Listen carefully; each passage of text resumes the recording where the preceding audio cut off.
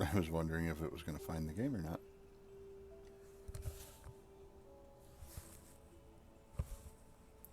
I don't know why that's still coming through my speakers. It's not supposed to be coming through my speakers. Oh, because I know why. Technical error on my part. All better. Now the game has sound. Hello and welcome to BattleTech Extended Commanders Edition. As you can quite clearly it says there. Well, I mean you can't see where it says BattleTech because I'm in the way. But yes. I was a little bit late getting on. I said I was going to be on at 6, and it was about 5 after when I finally came on. But I fixed my lighting situation, so that's all good. Anyway, we're just going to go ahead and jump straight into things. And yep, that is where we were. So I'm really excited. I got a kind of a busy-ish week this week. There will be no stream tomorrow. I was planning on doing um, something special for Halloween. I couldn't come up with anything, and I thought, oh, I could a day early. I could do um, the Star Trek Online Halloween event, which has been going on for some time now. Um,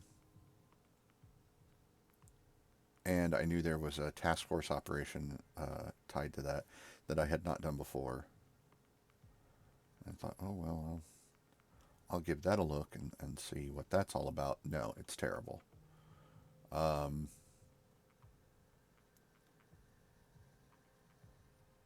it very much feels like it was cobbled together hastily. Um, I was not impressed with it. Um, and like their go-to for Halloween themed stuff seems to be Davidians. And it's like, yeah, I get it. They're otherworldly, ethereal, ghostly beings. Um, but this is Star Trek we're talking about. There are other choices. There are other things you could do. So, I don't know.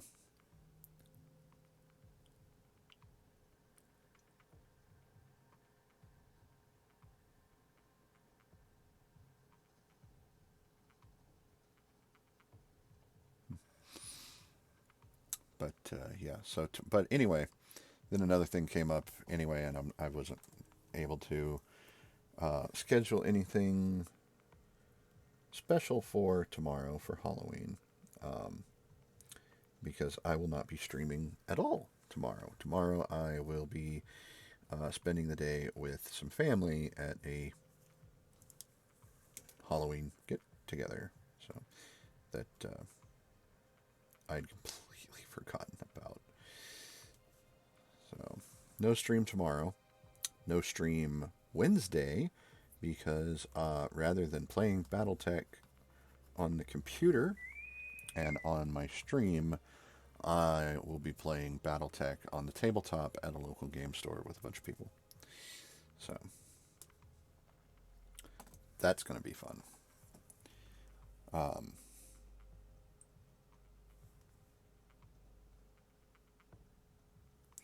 I would love to record something like that. I would love to take video of tabletop gameplay. Um, the only issue with that is, of course, getting everyone's permission and it being a business, being the setting.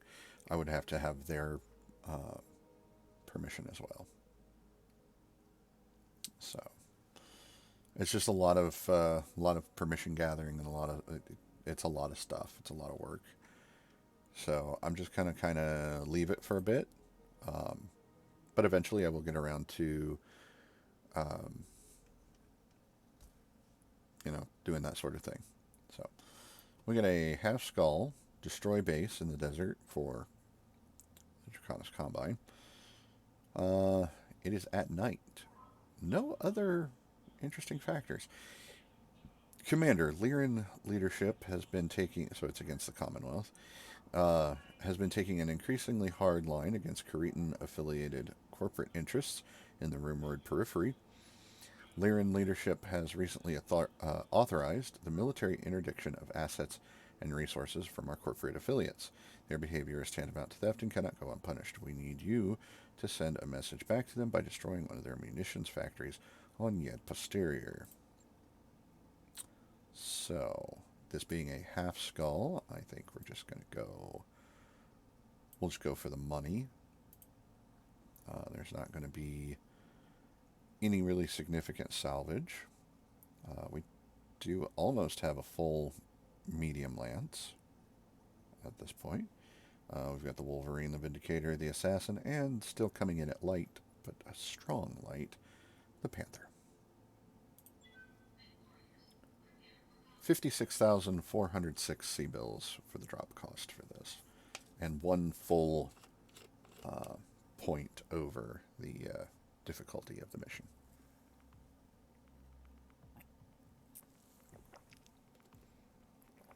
So,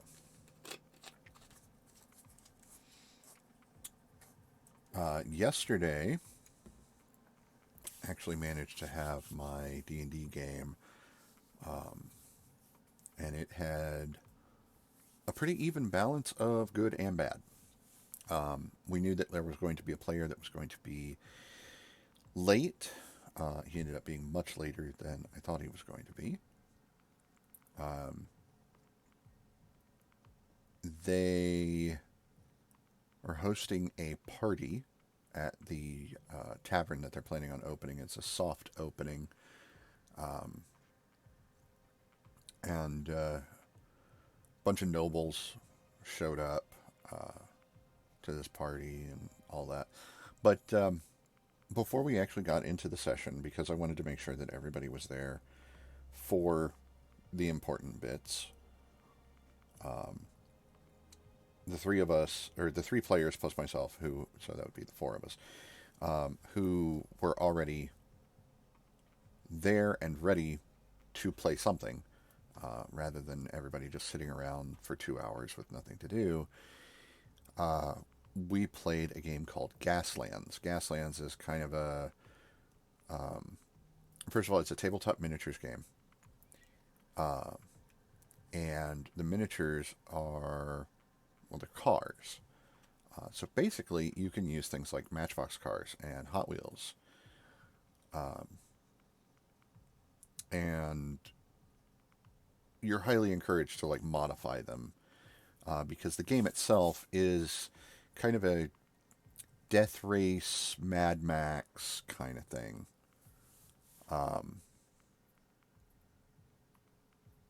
Death Race, Mad Max, Twisted Metal, stuff like that. And it's a lot of fun.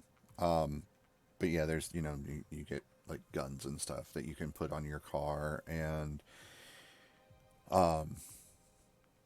the cars should look a little beat up. None of them should look really super pristine or anything.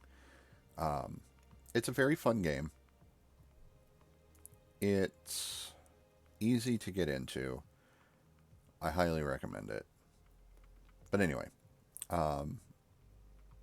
my three players who started off showing up at the regular time, I introduced them to the game. We started playing. We didn't get to finish a game, because it was a lot of learning and teaching going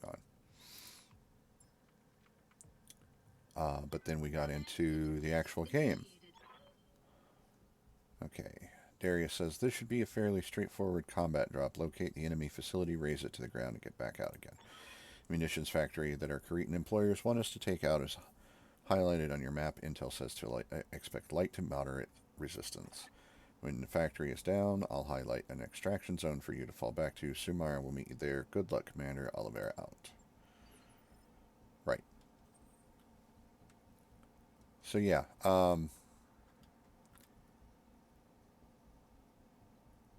game session itself was okay. Location confirmed. But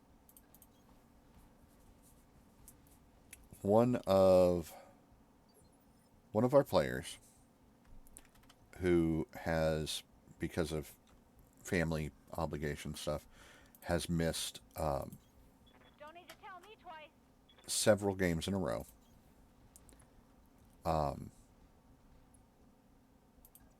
He took issue with Good to go.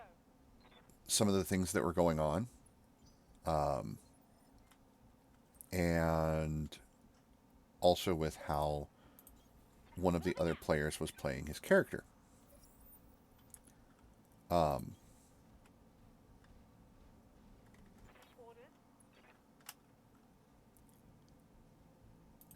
And the thing that bothered me was he kept repeating that it was nothing personal. It's nothing personal. It's nothing personal. So I'd like to speak on this for a bit, if I may. Number one, if you call out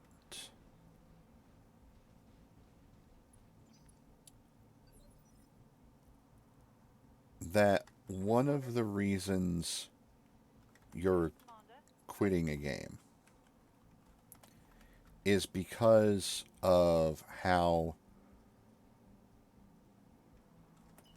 one of the other players is playing their character, that's personal.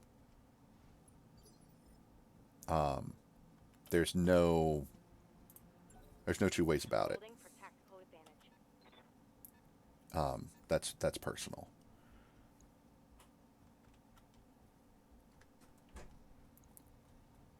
What is that? Hovercraft. Oh, a Drillson. I couldn't read it at first. So yeah, LRM-10 to SRM-2s and a large laser. And the machine guns I really don't care about. Anyway.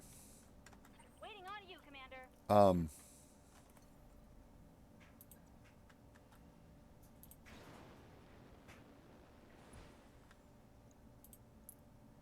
I was... Commencing Alpha Strike. Bye-bye. Nice. I was upset about the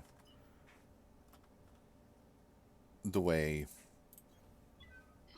this player handled the situation. Standing by. Because, like I said, he continually was repeating, it's nothing personal.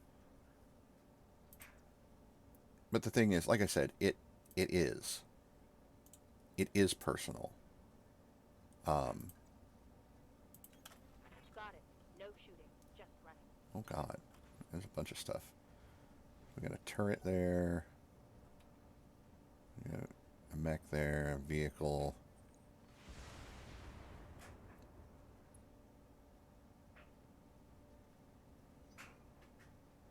I'll tell you what.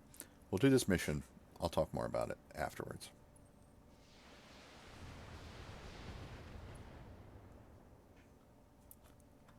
Minimal damage on that hit. So I'm really having trouble juggling between the two things right now. Oh God. Okay, well that all missed, which is good. Yes, Commander.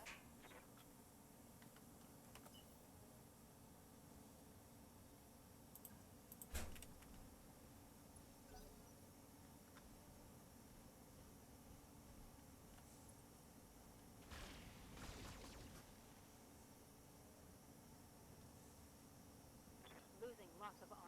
Yeah, that was pretty bad. Waiting for orders.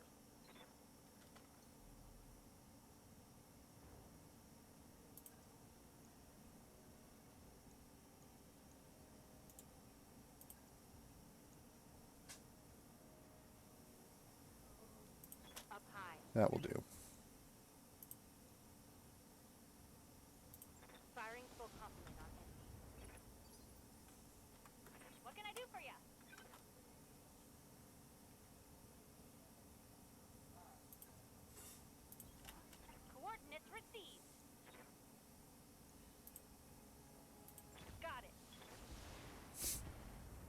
The thing that actually had a chance to hit, a decent chance to hit, is the thing that missed.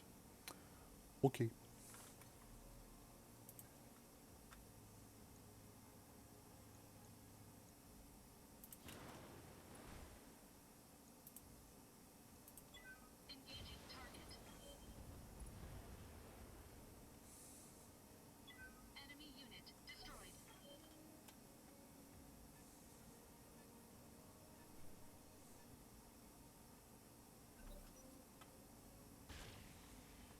I don't know where that vehicle's going.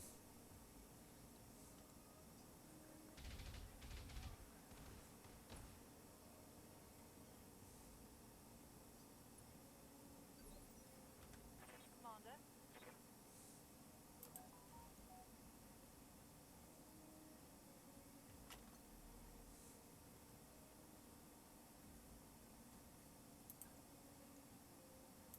Firing jump jet.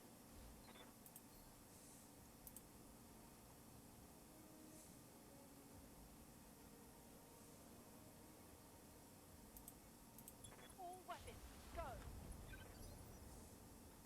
Good to go. Got it. This should be good.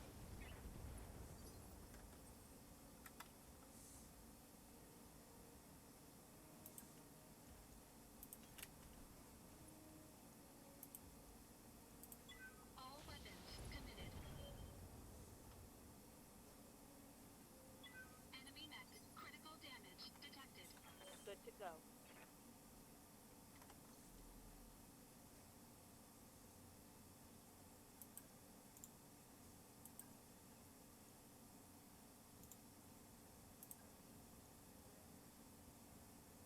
Firing jump jet.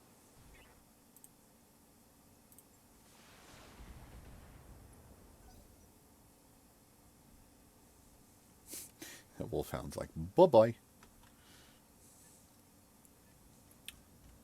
Howdy. They fell a rock on me.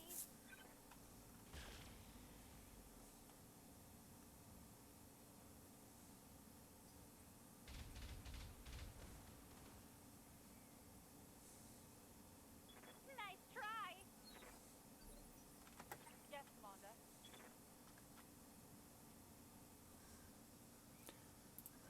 It's going.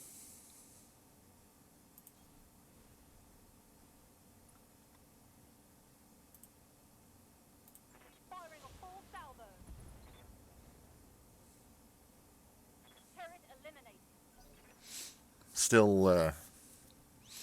Still giving a lot of thought to yesterday. And I'm just really aggravated.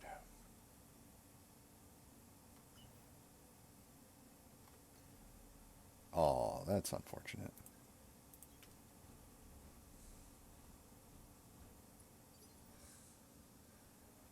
Receiving.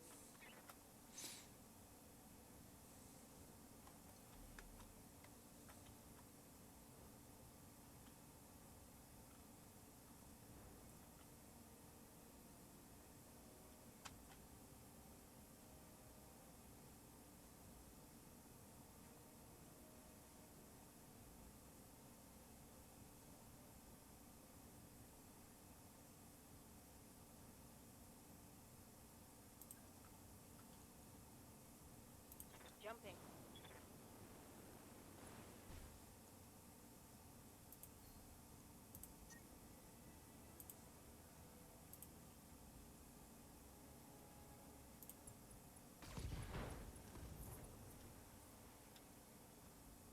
Critical hit, Commander.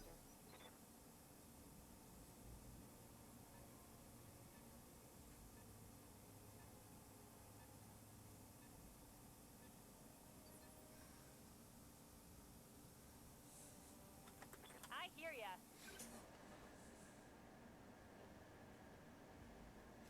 Yep. And I'll I read you, Commander. Moving out. I'll be talking about what happened yesterday a little bit later. So Time to die.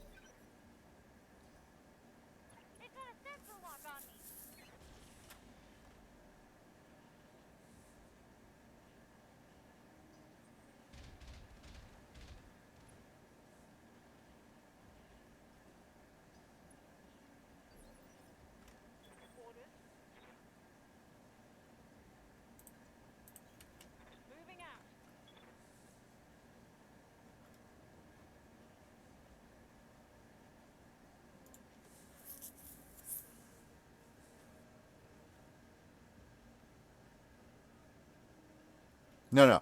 I wasn't saying that I was going to be talking to you about it. I mean, I'll be talking in general about it.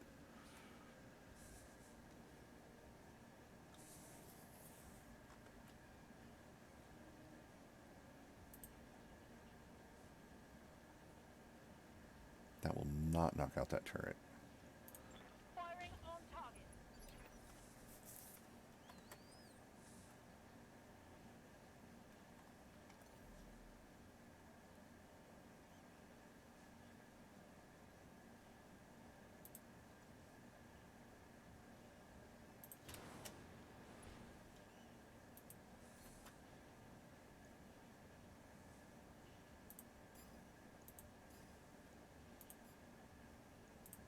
Engaging multiple targets.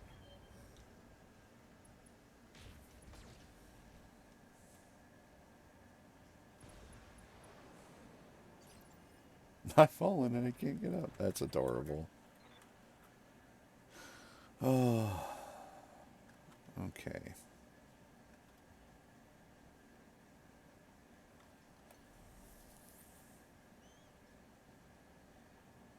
Nope, if I do that, you will overheat.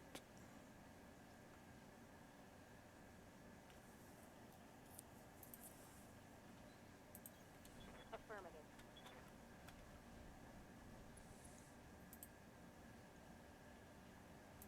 Firing. Enemy structure is weakening.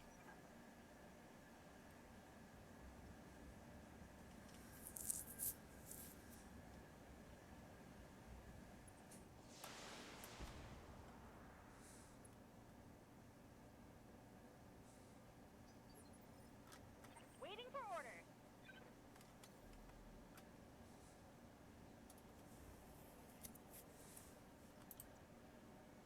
Affirmative.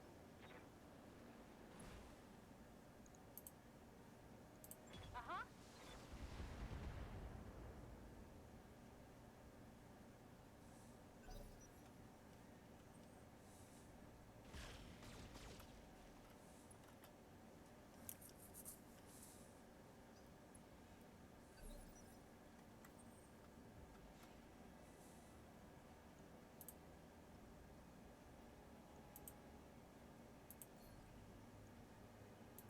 Oh, I see.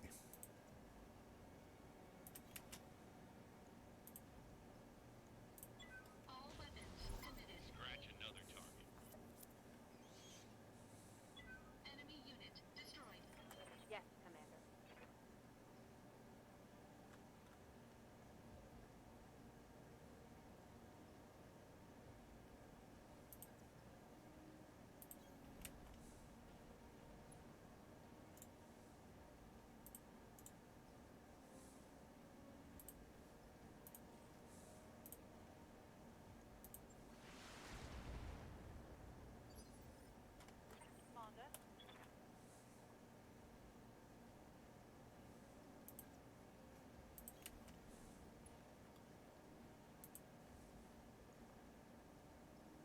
Affirmative.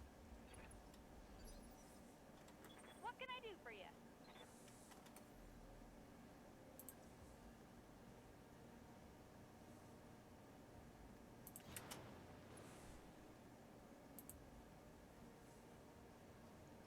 Take this!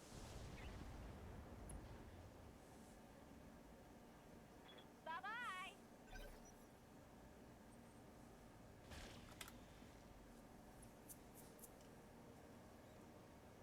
Damage is light. Orders.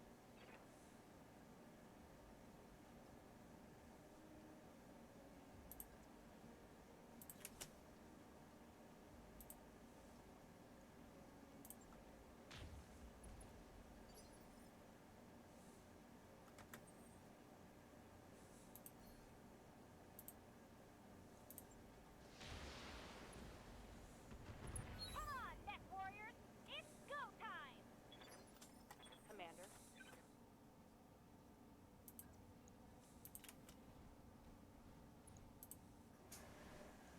Target acquired. Waiting on you, Commander.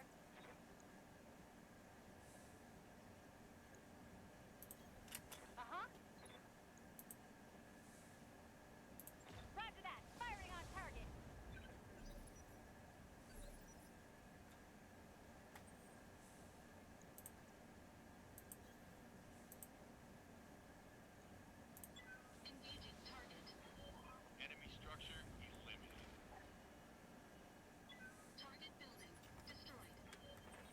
orders.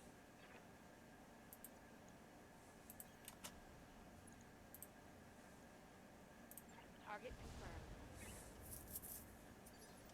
Yes, Commander. Affirmative. Firing on target. Target site demolished.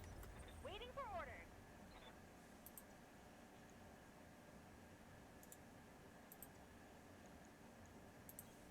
On my way.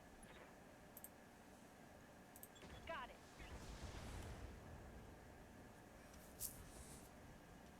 Building trapped.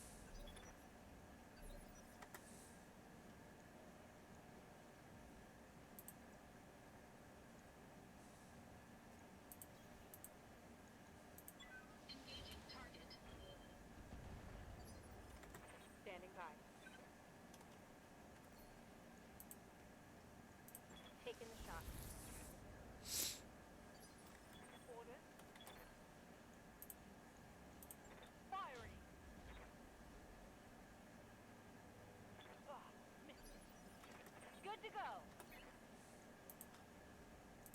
Here we go.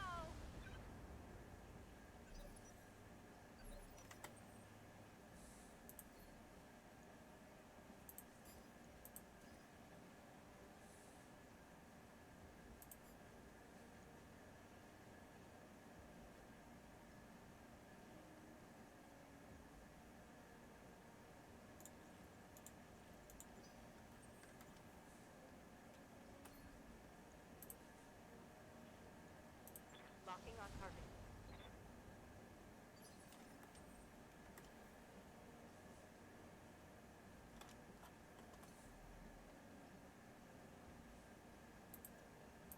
Lifting off.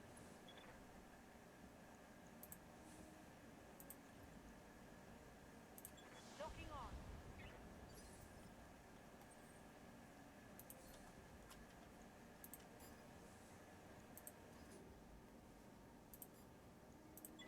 Engaging multiple targets.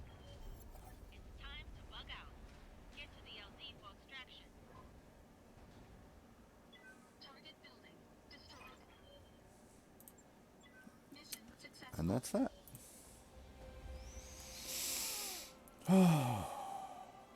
What was the Wii U earlier? Ah.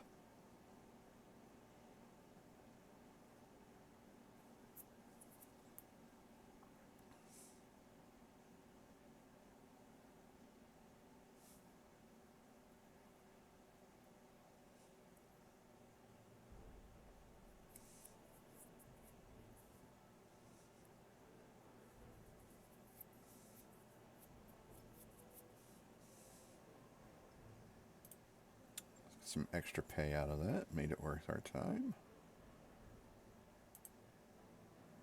No internal damage.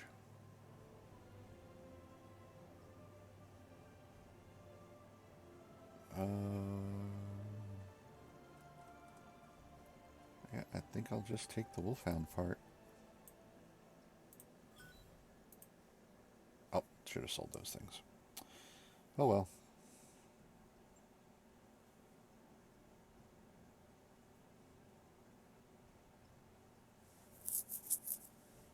No big deal.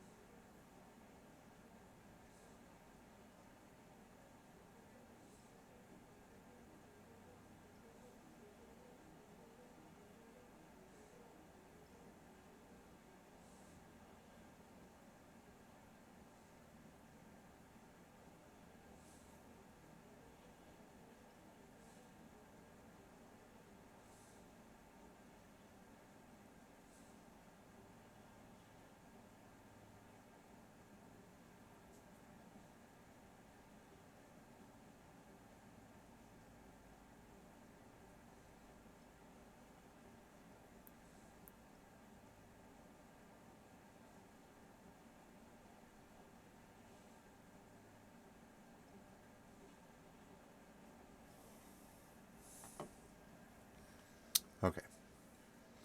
You didn't miss much. I finished the mission, and I was wrapping. I was dealing with something on my phone. So,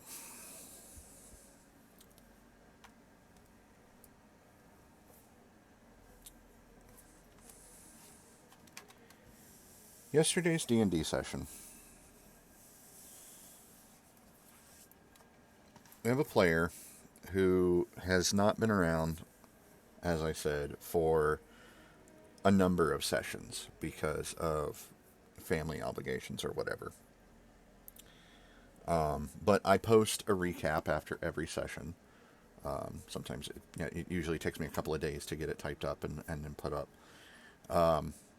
But everything that has happened since the last time he played, everything's been up. Everything has been in the recaps. So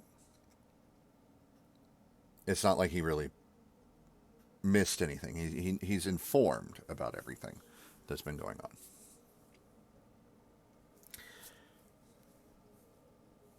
The issue begins not with his absence, but with the type of character that he's opted to play. Now, I'm not going to tell anybody what kind of characters they can and can't play. I don't do that. I am also not going to give anybody guff over the kinds of characters that they play. But I do question, at least to myself, if you're playing a role-playing game, which is social in nature, like Dungeons and Dragons is, why do you make an antisocial character? Because, okay, he's playing an Earth Genasi rogue, and the party just got to level 3, so his archetype is inquisitive. Okay, so he's basically a spy. Kind of. Not really a spy. More, not a spy, an investigator. Inquisitives, they get bonuses to being able to tell if people are lying and things like that. They're very curious about the world around them.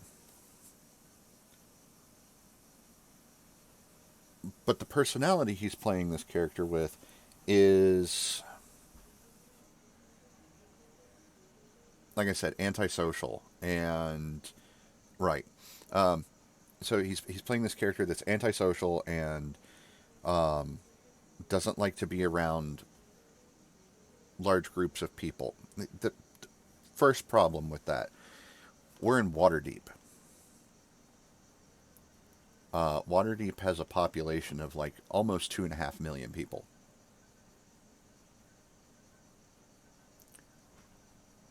There are large numbers of people everywhere. You can't go anywhere in the city and it not be populated. There's nowhere that there's no people. You can have your own private space, sure, but everywhere else you go, there's people. So he hides in his room in the tavern, or in the building, in the manor that the players own, that they're reopening as a tavern.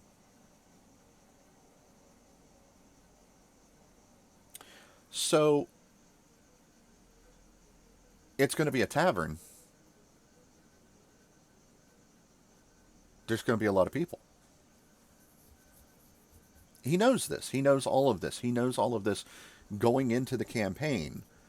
He knows at least going into the campaign that it's Waterdeep. It's a very high population density city.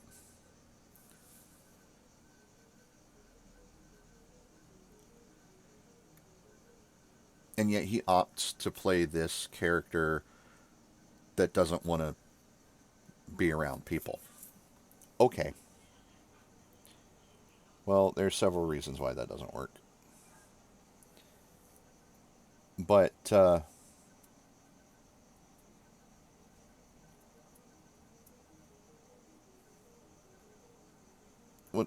that's not the really what I'm trying to get into.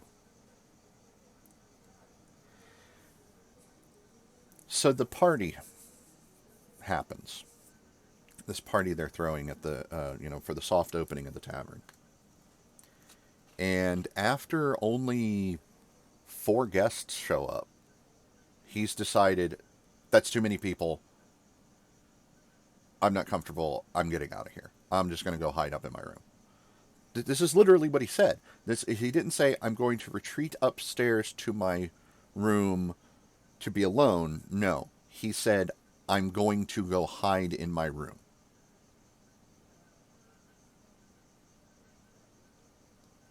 Okay.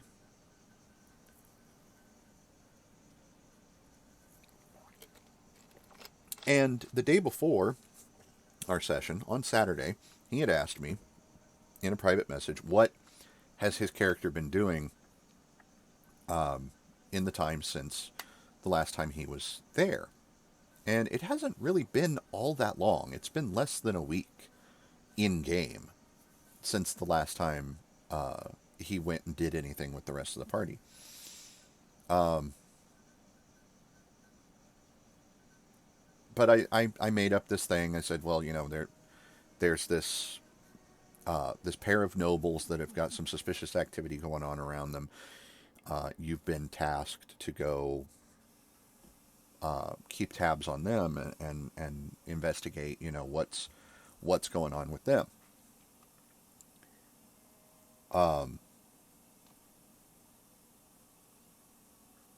So while he's hiding upstairs in his room, these 2 nobles that he's supposed to be keeping tabs on turn up at the party. So he rushes back downstairs. Now, one of our other players is playing a character that is not very bright, and that's putting it mildly. Now, he has an intelligence of 8. The character has an intelligence of 8. The player is very smart. The player is very knowledgeable. Player's a great guy. The character has an intelligence of 8. And has in his background, in his backstory, that some event occurred that he lost all his memories. He's got severe amnesia. And he's playing an elf, but he doesn't act like an elf. He doesn't know anything about elven culture and elven history. And he does kind of lean hard into this. But that's okay. It's been fun. Nobody has raised any concerns about this until yesterday.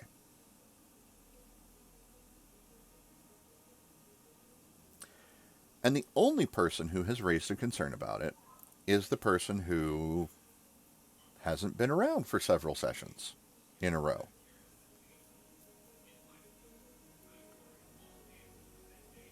And his complaint was twofold. One, that the character being that dumb was breaking his immersion and causing issues with his suspension of disbelief.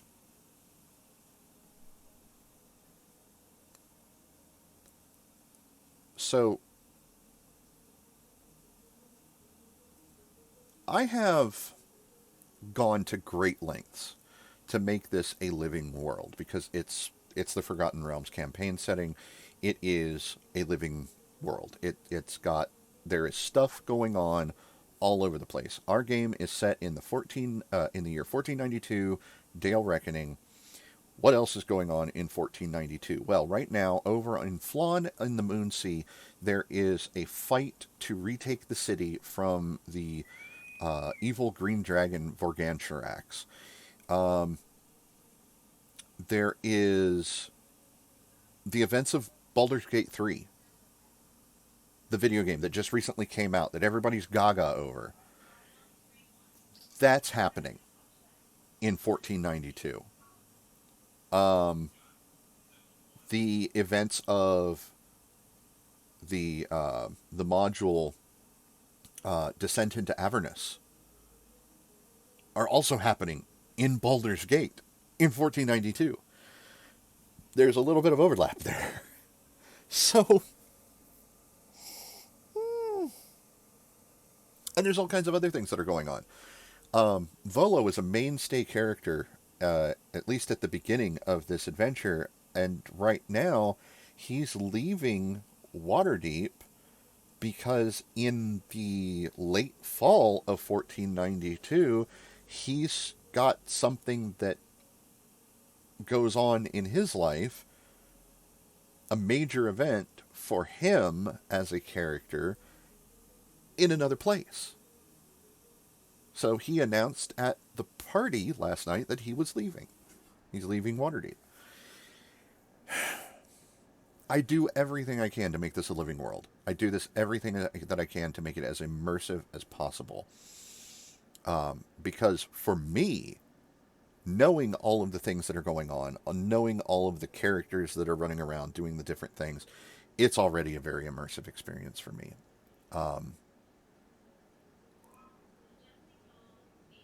And so I try to get that same level for the players. If what's causing him an issue with immersion is another player's character, he needs to talk to that player and politely discuss, okay, so I'm having some serious issues with the way you're playing this character. Start off with, why is he this way? Maybe. I don't know. Because maybe if you know why the character is the way that they are, maybe that will make a little more sense, and it will help you get back into things.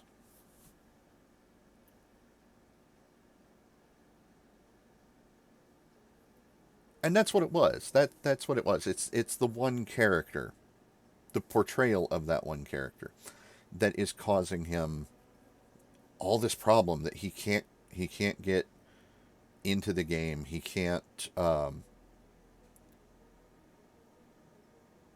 achieve a level of immersion that he wants, and it's causing issues with his suspension of disbelief. So I will cover the suspension of disbelief issue in a moment. But I don't know how you can have an immersive experience for a thing that you've barely been a part of. I have been running this game since late August.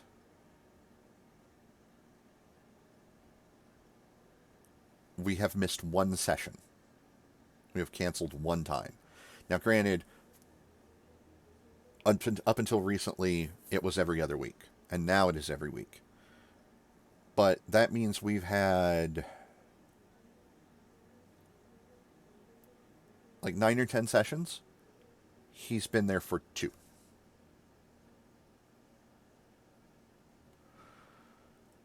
So I don't know how you can have an immersive experience for a thing that you haven't been a part of.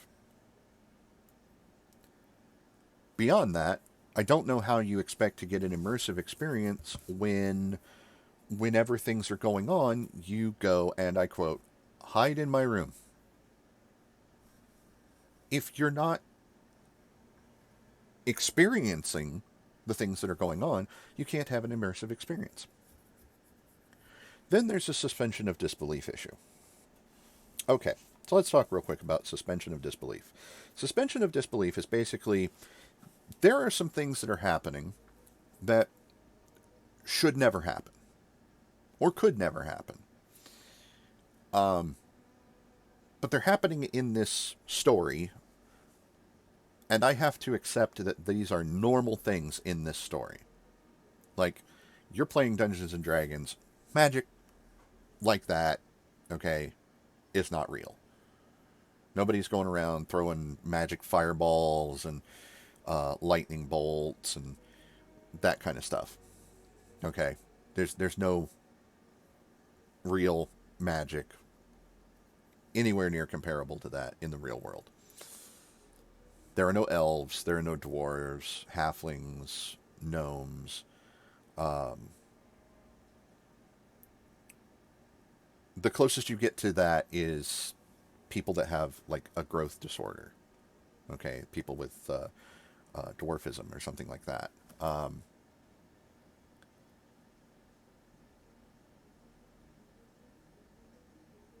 So in the world we live in, there are none of these fantasy aspects, but you are playing a game in a fantasy world. So you have to have a certain level of suspension of disbelief in order for you to just accept that these things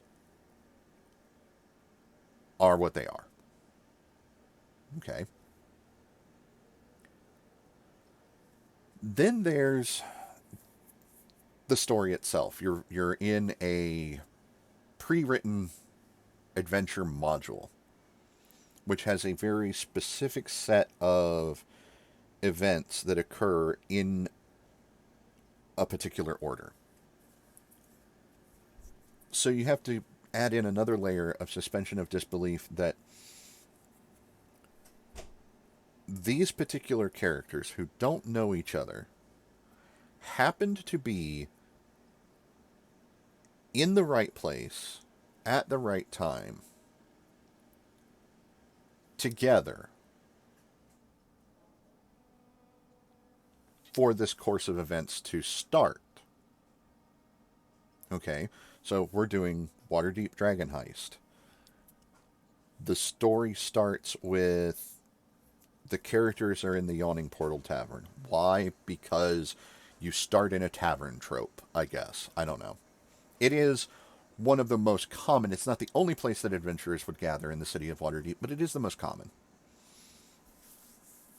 And it's by far the largest gathering of adventurers and what have you. Because the tavern gets its name from the big giant well in the center of the tavern. That the building is actually built around this well. It is an entrance to a massive dungeon complex called Undermountain, and adventurers are testing their mettle in this thing all the time. So that adventurers go to the Yawning Portal to either go into the dungeon and test their luck and test their mettle, or to watch other people do it. Or to just gather and have a good time. Whatever.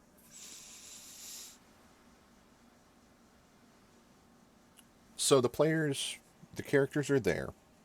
They don't necessarily know each other yet. Maybe they do, maybe they don't. That's up to the players. In my situation, the players that started this out, a couple of them knew each other. The rest of them did not. And the player characters just happen to be there at a time where a member of one guild decides to pick a fight with a member of another guild. So the players can choose to intervene in that. And whatever their actions are that they take in response to that little stimulus, that might influence things a little bit later down the line. And then after that happens, a troll climbs up out of the well, out of Undermountain, and has to be fought off. And it's covered in these creatures called sturges. They're these little bat-like creatures with a long proboscis, and they stick you with it, and they drink your blood. They don't, drain you dead, but they get a little bit, and then they fly off, and they go digest that somewhere. Like a giant mosquito. In that respect. So there's a bunch of these on the troll, and it comes up out of the well and attacks the tavern, and the Sturges fly off, and the players are expected to fight off the Sturges while the tavern keeper, who is a retired adventurer, very high level, fights the troll. The players can get involved in the fight with the troll if they choose, but it's very dangerous because the troll is way more powerful than they are. They're level 1, you know. But in doing this and showing their heroics and their bravery and their willingness to put their lives on the line for the safety of others, whether or not that's why they're really doing it doesn't matter, the very famous, well-known author and adventurer in his own right, Volothamp Gedarm, better known as, or otherwise known as Volo, calls them over to his table and, tells them, I really like your gusto and your bravery, and I see that you're skilled. I have a problem I think you can solve for me. I've misplaced a couple of friends.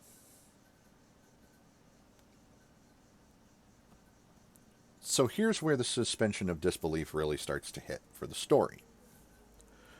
When did he disappear? Or when did your friends disappear? Yesterday. Well, when was yesterday? The day before today. Well, what's today's date? Say, 29th of Kythorn. Which is one of the months on the Forgotten Realms calendar. So 29th of Kythorn. Okay, so when did they disappear? 28th of Kythorn. Okay. Player to DM. What would have happened if we had gotten here, say, on the 7th of Flame Rule? Then they would have disappeared on the 6th of Flame Rule. Because that's the previous day. The suspension of disbelief is that the disbelievable thing that you have to set aside and just accept is that the adventure waits in like a queue limbo state until the player characters get there. And then everything falls into place. So, anyway. So you go rescue Volo's 2 friends, and then other things begin to happen. But the point is, your suspension of disbelief in a pre-constructed story that has a series of events that occur, you have to suspend disbelief because there's no way that it's very unlikely that all of the cosmic tumblers would just happen to fall into place in such a way that these particular people would happen to be at this particular place at this particular time to catch this particular set of events so that they can get thrown into the events to come.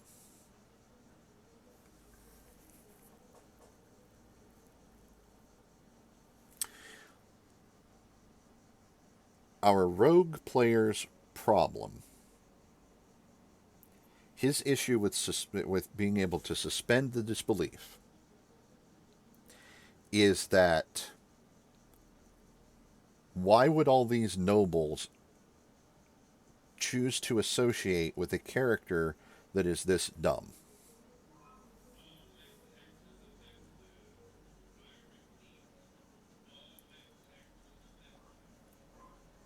So there's a couple of assumptions that are problematic here. One of those assumptions is that you know more about the situation than the nobles do.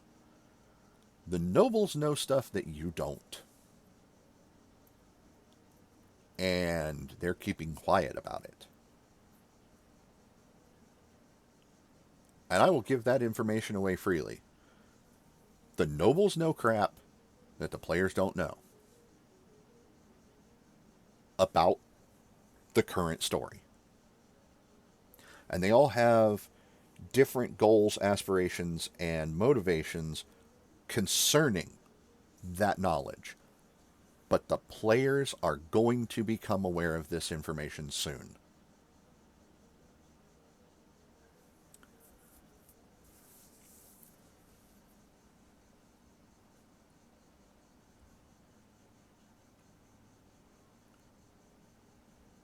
the other thing is, it doesn't matter how dumb this character is. He owns one of the most prominent pieces of property. He's part owner, but he's part owner in one of the most prominent pieces of property in the whole city. It's in the Noble District. The North Ward is the Noble District. But yeah, he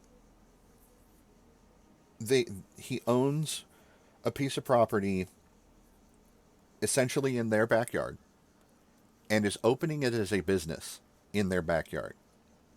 A tavern, which right now there is no tavern in their part of town. If they want to go to a tavern, if they want to go somewhere to have a drink and socialize, they have to go to the poor section or the workers section. They have to go where the common people are or the poor people are. They're nobles. They're not going to do that. Okay. They want to stay in their area where it's nice and clean and pristine. Okay. And that's the other thing. The rogue is an outsider. We have a ranger. He's an outsider, excuse me.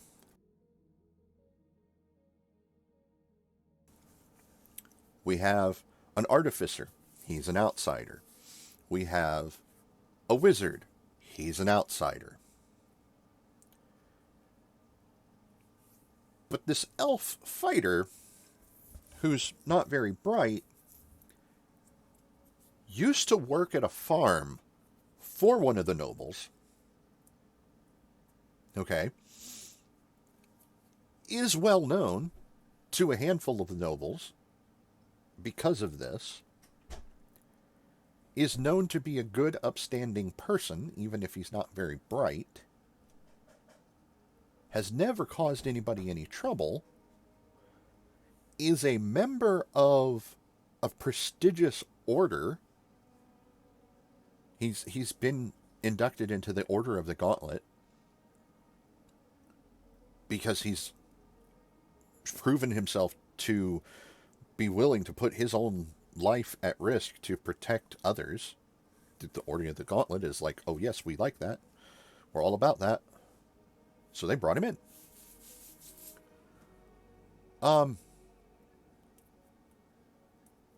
So why would the nobles associate with this guy? He's almost a knight. And if you don't think there were stupid knights, believe me, there's historical accounts of real-world knights that were very dumb. So he's almost a knight. He's a member of an order that could lead to knighthood. He's a business owner. He's a property owner. He's making a very good name for himself with a very good reputation.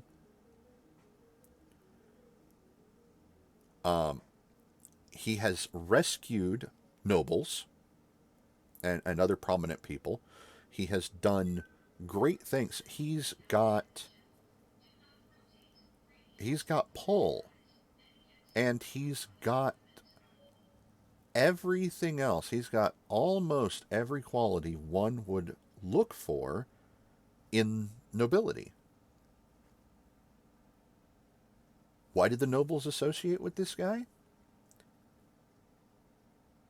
Either because he's a good guy, or because he owns a business that they plan to give patronage to, so they need to be in good with him, because maybe then they'll get special treatment, because, hey, I'm a noble and I've been nice to you, and, we're buddies, right? So maybe I get a discount or something. Because let's face it, the wealthy want to, keep their wealth.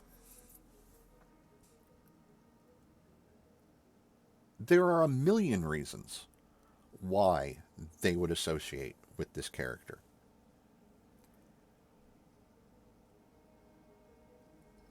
So there's that problem.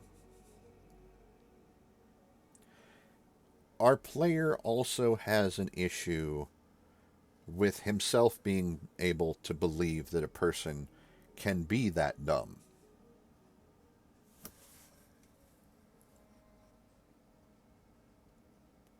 I have met some incredibly stupid, naive, ignorant individuals in my life. I have met people that were very good-natured, wonderful, beautiful souls. But they were far, far more stupid than you might reasonably believe if you didn't know them, if you've never met them. I have met some absolute numbskulls that were great people. They just didn't know jack. So, I don't agree with this player's assessment.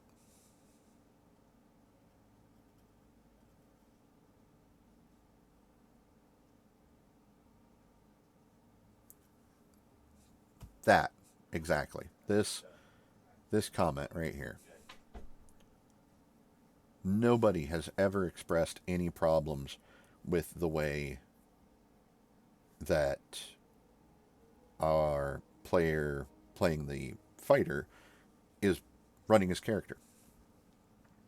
And yeah, he's very much that. As a very childlike mentality with this character. Which is fine.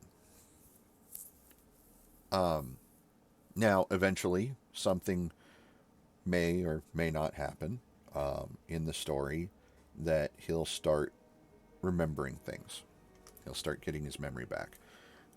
This is going to require some more work on my part, working directly with the player to kind of flesh out how these changes are going to happen, if they're going to happen. But they don't have to. The character could just be like this forever. It doesn't really matter. So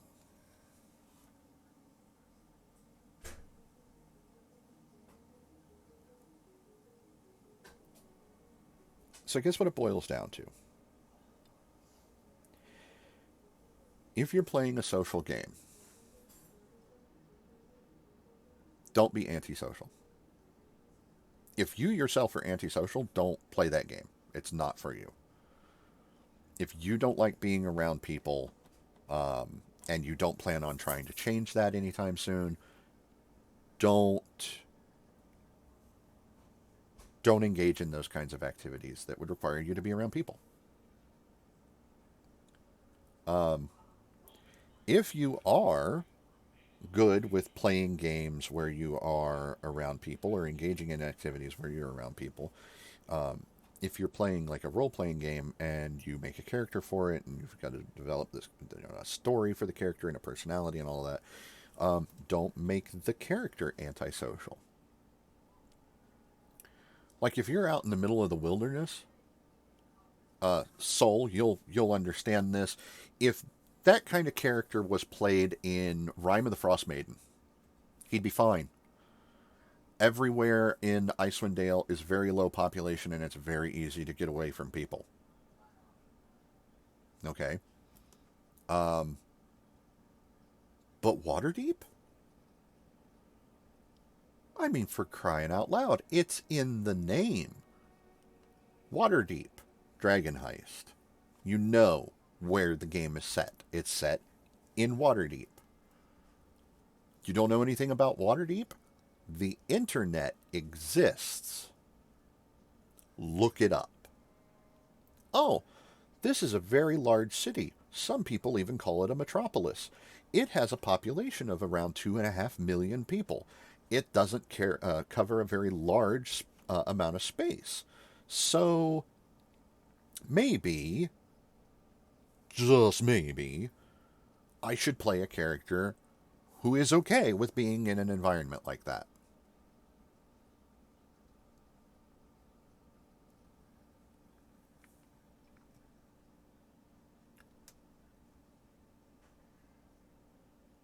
I knew that this player was going to be an issue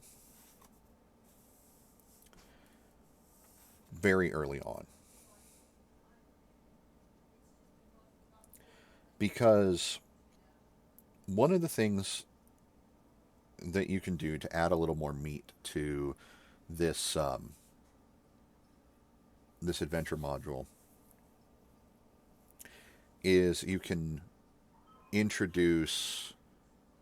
um, you can introduce the different characters into different factions. You've got the Emerald Enclave and the Lord's Alliance and the Gray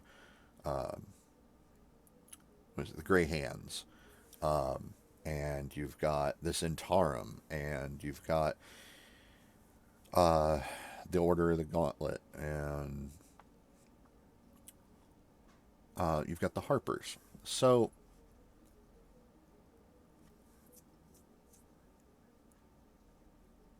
the fighter character got an invitation to the Harpers as well.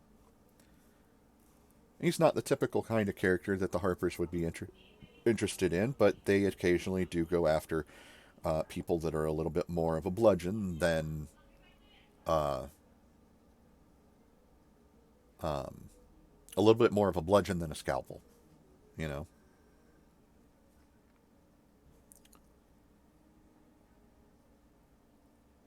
And this player, the rogue player, got upset because the fighter got invited to the Harpers, not the rogue. The fighter was asked to go seek out information from a difficult to find person in the city, not the rogue. The fighter got invited to go do clandestine things, not the rogue. Well, yes, because the rogue doesn't exist. Because when one of the two important people is rescued, the rogue wasn't there yet. He wasn't part of the party because he missed the first session. And then, when they went to go rescue the second person, he was part of the party, but when they came up and they went to go meet up with the person at the big busy tavern, he wouldn't go there. He went somewhere else. He wouldn't go inside because it was a big busy tavern and there was hundreds of people inside and he didn't want to go into this big crowded space. So the people who could spread the word of who rescued these important people never saw him. Never got his name, never got his appearance. They don't know anything about him. They don't know he exists.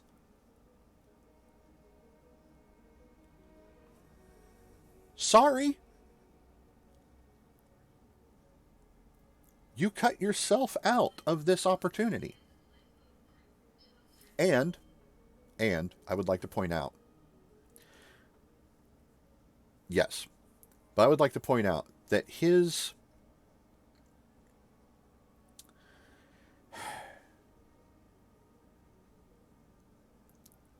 joining the game, which was already in progress, I had to figure out how to insert him into the game. So, okay. Well, the first person they rescued was the son of a noble, who's very influential. So here's the thing. He's a spy that works... He's a spy and an investigator that works for this noble, this young noble. And he's been called down from another city up to the north to come to Waterdeep and investigate something for him. So that's why he's here. That young noble is a member of the Harpers. So, I made the offer to the player right at the beginning. I said, we can just make you a member of the Harpers. Do you want to be a member of the Harpers? Well, I don't know what they are. Here's a link to a wiki page. It will explain who the Harpers are. Read it. Okay. Gets back to me later. No, I'm not interested in that. He's not interested in that. But when the opportunity came in-game for him to do it, and somebody else got tapped for it instead, he got upset about that. Having gone out of his own way to rob himself of any opportunities of anybody approaching him for anything because nobody knows that he's around.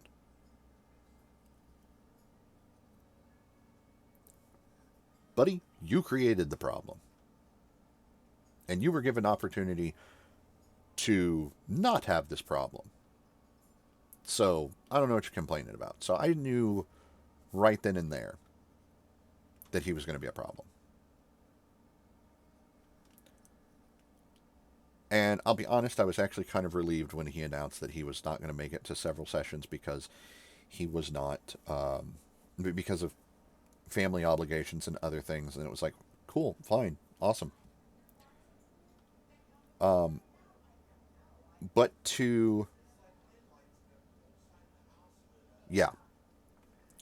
But to wait, to have these problems with a player and the way that they're playing their character, and to hold on to that, and to have been gone for several sessions, and then the first session you come back, you disrupt the session. Because, no joke, we lost like 15 minutes of session time over this.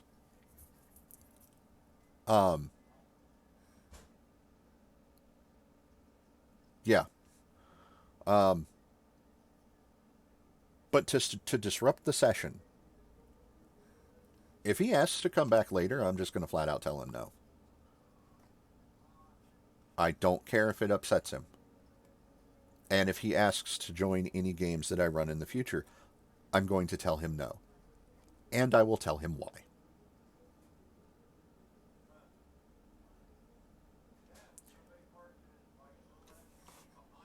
You are unreliable. You are antisocial. I don't know why you're doing this. Because it's not for you. And you're disruptive. I don't want you in my game. I want people that can show up reliably, that are not going to cause issues, that can get along.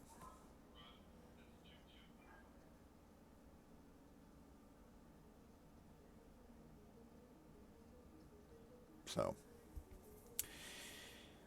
anyway, we have 4 players right now. I have faith that we will find 2 more. I want 6, because with 6 you have a good blanket, a good safety net rather, that if 1 or 2 players can't make it because of a thing, whatever that thing may be, you still end up with 4 people and you can get things done. So, and as long as everybody understands that, not everybody has to be there for every session, and everybody will still advance at the same rate because we're doing milestone advancement, and nobody will miss story notes because there's a thing that gets posted after every session that shows everybody, hey, this is what happened, in case you weren't there, or in case between this week and next week you forget. Because that can happen. Heck, I forget things. Easily. Reason I haven't started writing the recap right now is because Ella hasn't finished transferring from short-term memory to long-term memory. So there's some stuff that's a little and it's going to be a short recap.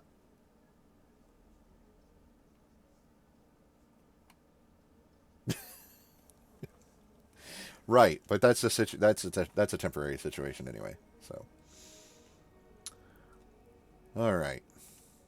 So let's get back into what we're here for, because I've gone on for almost an hour. Or, well, yeah, I've gone on for about an hour on this, and I apologize. It's just something that's really been on my chest, and it's been really eating away at my mind all night and all day today.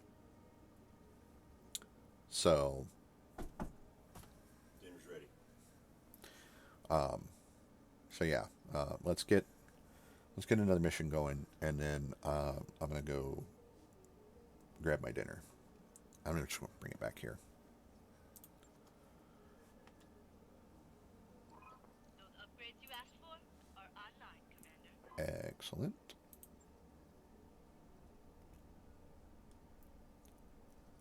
Let's see, I can't get that yet. What does that require? So it requires repaired mech bay.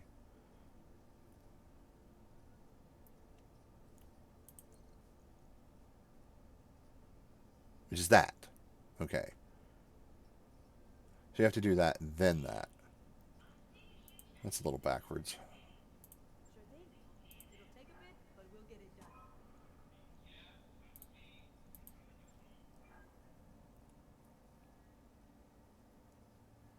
So we'll just jump into this one. It's an ambush convoy, Badlands, Half Skull. Night, foggy. A friend of our organization has been accused by Steiner of illegal activities. While under this accusation, she's unable to perform her duties for Cretan leadership.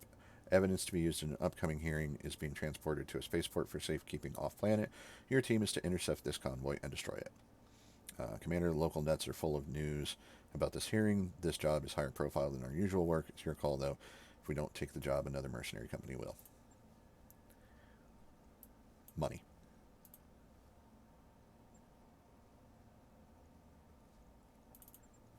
And I'm actually not going to take the Panther. I want something faster. I'm going to take the Jenner. And I have a Jenner pilot, right? Yeah. So that should work, right? Yeah, let's go. Right, because I did get the lasers back on the Jenner, so it's good.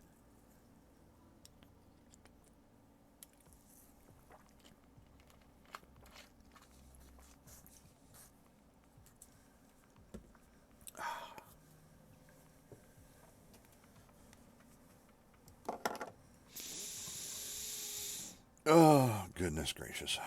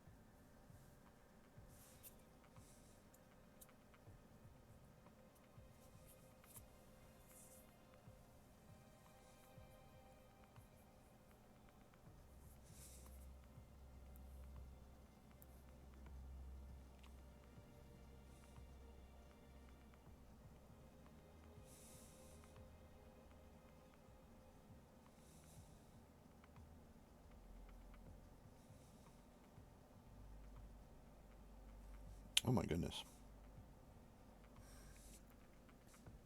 Yeah, I know, right?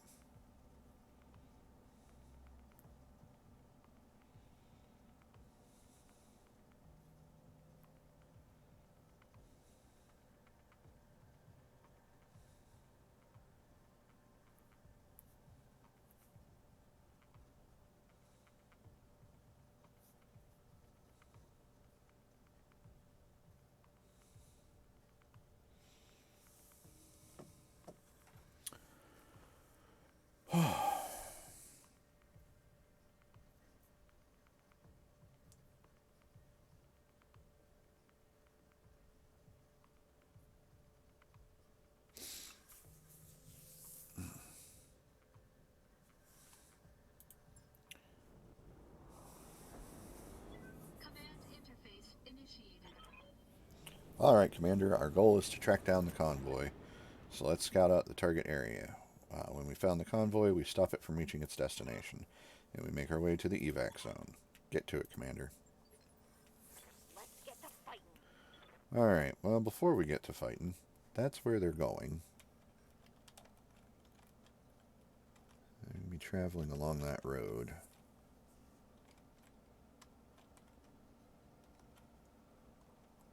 So I could just go straight at them right here.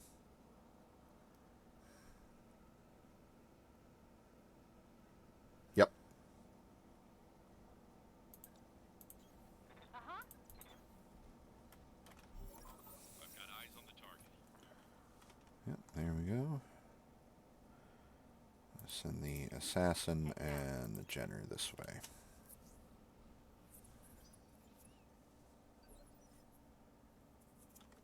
Orders.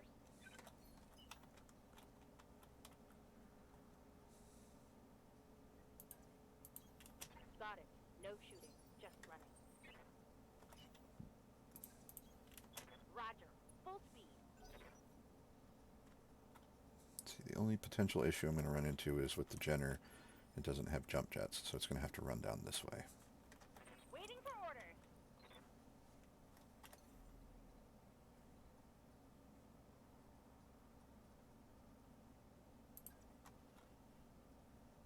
Taking the high road. Okay, there's the convoy.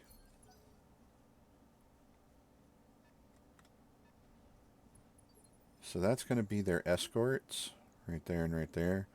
This will be the convoy itself.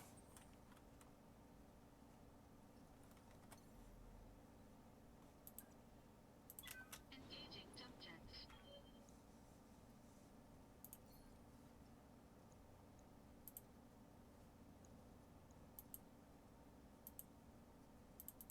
Hello?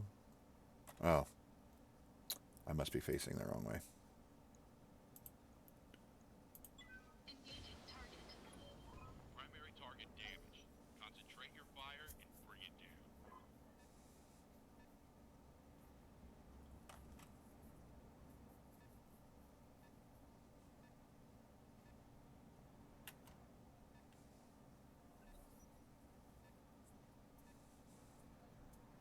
Vedette. And a Hetzer. Okay.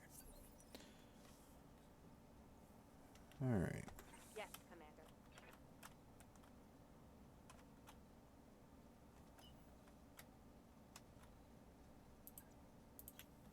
Hauling ass. Commander?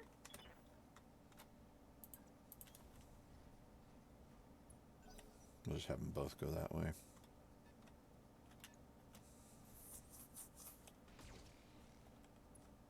Is that commando? Yep. Good to go.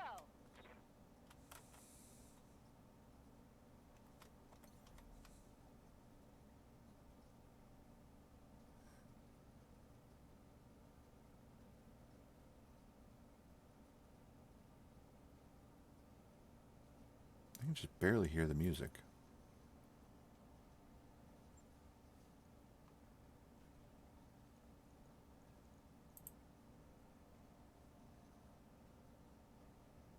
I can hear everything else just fine.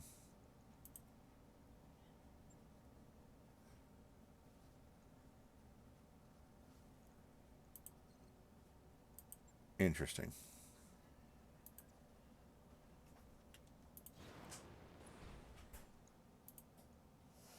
Got it. Primary target is damaged, Commander. Keep it up. Knocked out a vehicle.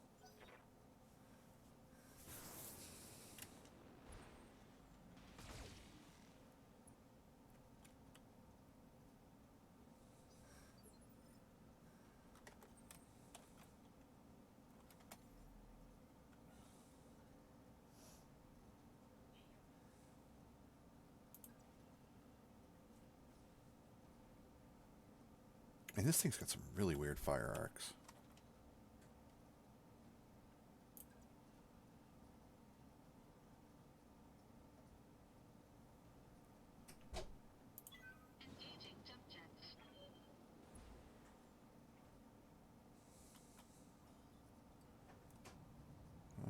Do I keep working on the Scorpion? I hit the Hetzer. Or the Vedette.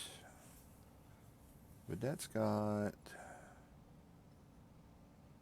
an AC5. The Hetzer has an AC20. The Scorpion has an AC5, so...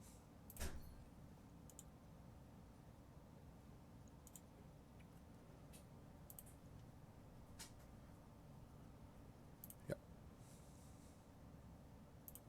All weapons committed.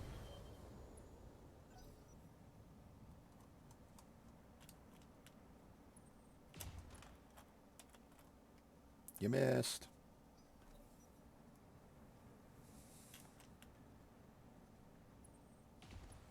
You also missed.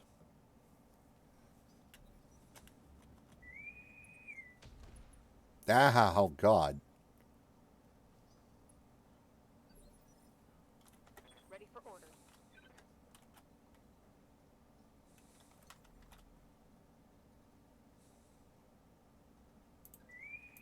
Acknowledged.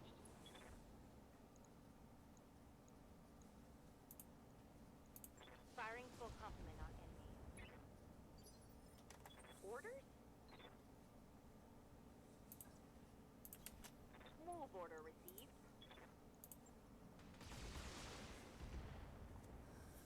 Yeah, that was terrible.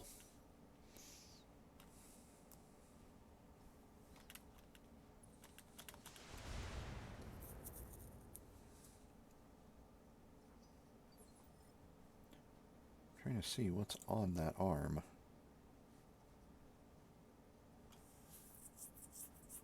Nothing. Okay. So, I'm not terribly worried about that.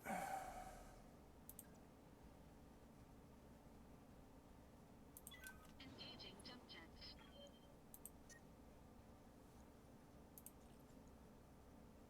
Oh, you're kidding.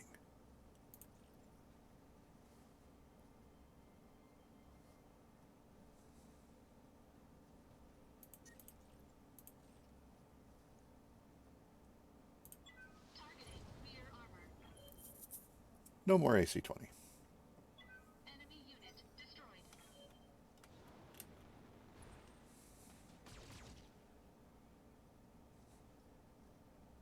Damage minor.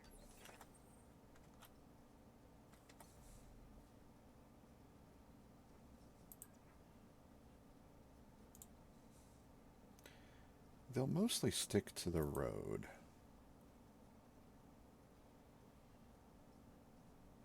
Time to fly.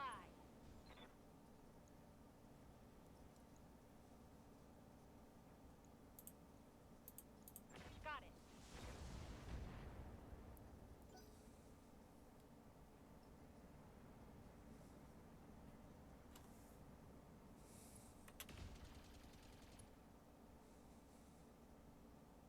You can see daylight through my armor.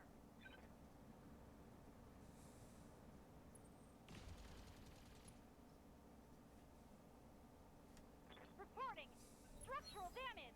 She's now in a position to go stomp on one, though. Waiting for orders.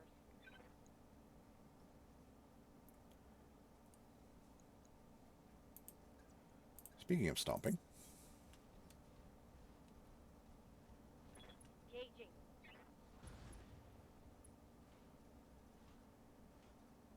Reporting one less vehicle. Standing by.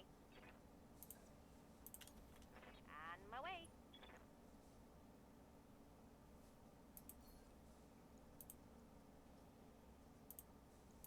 On it. Leopard inbound, Commander. I'll meet you at the LZ. so now it's just the escorts. Which are a commando and a what? A stinger? Yeah. Pfft.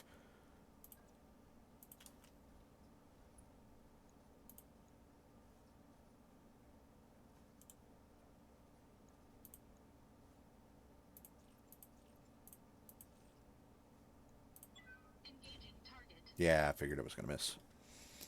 No damage detected.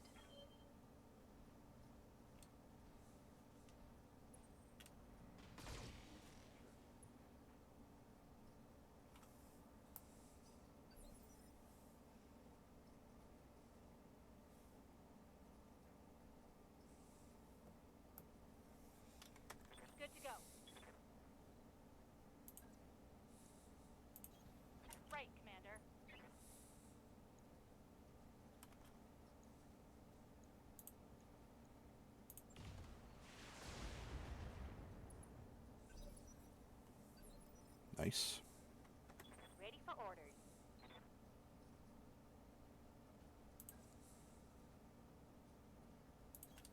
On my way. Very hot.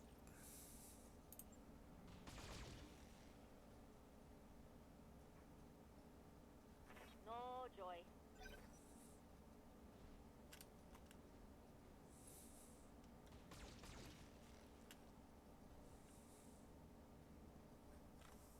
Very minor damage.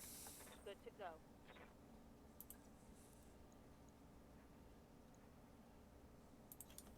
Position confirmed. Acknowledged.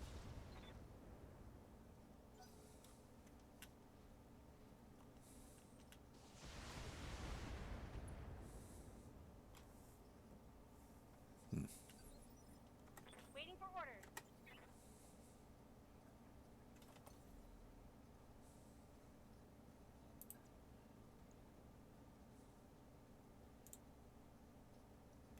Eh.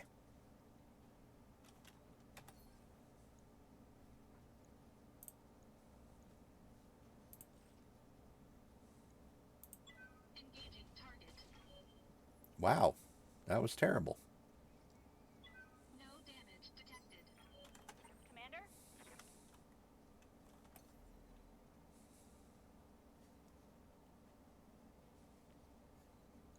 Yeah, you're good. Right, Commander. Oh, and you missed. I may need some more time in the simulator. Yes, I'm taking a pounding, Commander.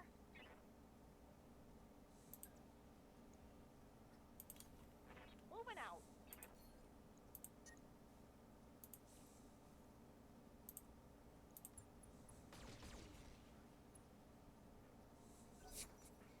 Did not hit at all where she was supposed to. Oh, I'm hit. Oh, God.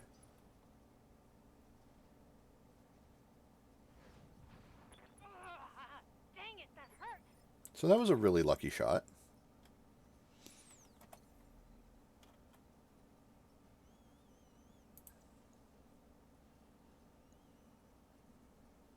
Up high. Let's see how you like this.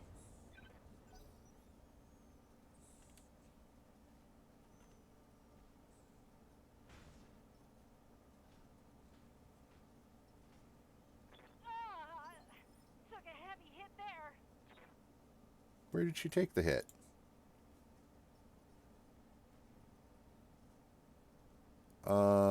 Okay. Sure.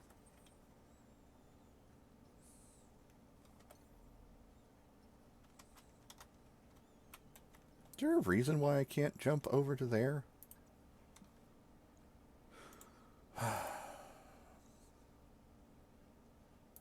Engaging jump jets. Targeting rear armor. Enemy mech. Critical damage detected. Good to go.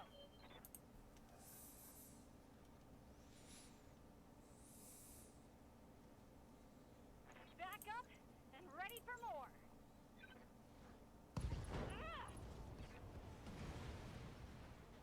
Enemy down. Good to go. On the move. Locking on target. Well, one of them hit. I think I hit something good.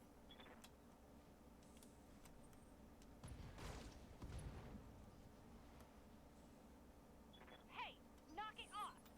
What's up, boss?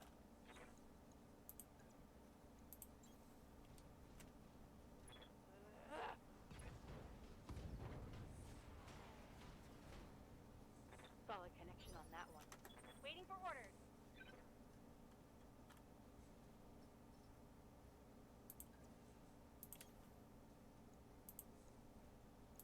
Got it.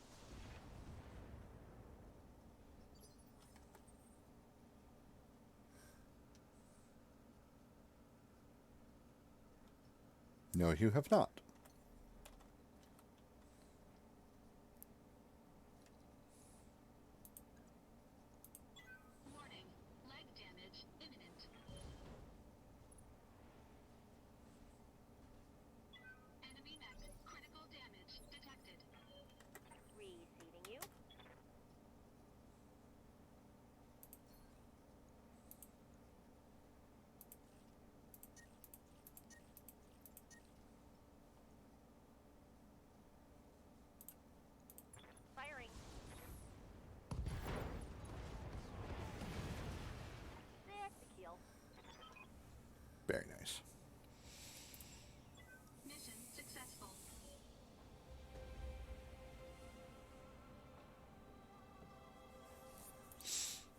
All right.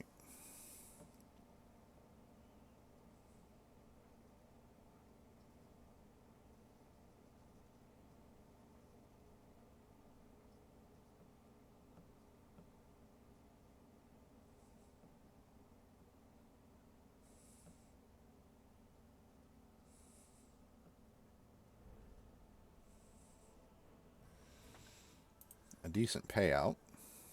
Repairs are going to be expensive.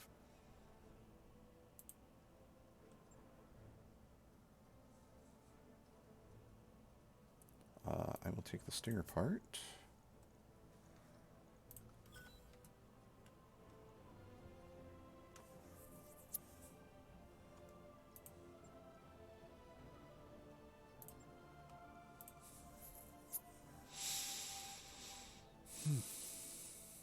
Cool.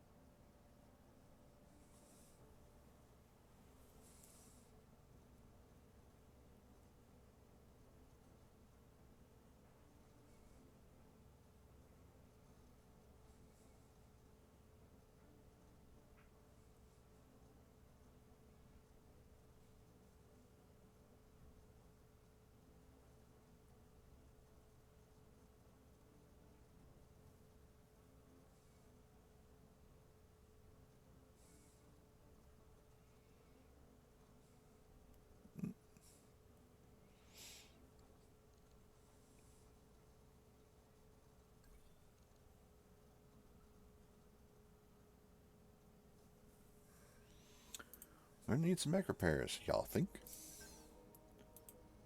Sell that.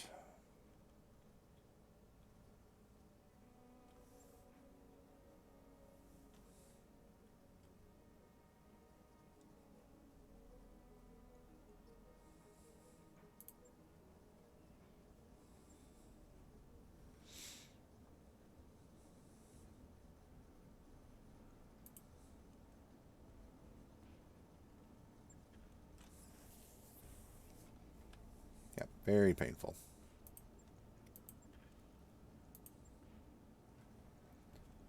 So lost 2 jump jets and some AC-5 ammo. Don't have any AC-5 ammo.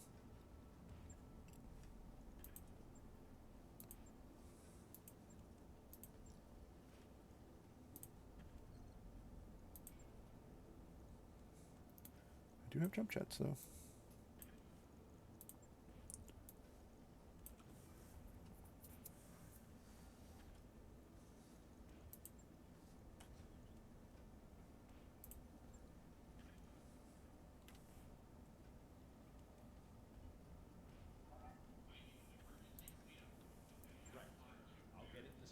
So it was a little expensive, but not bad. We'll also check out the barracks.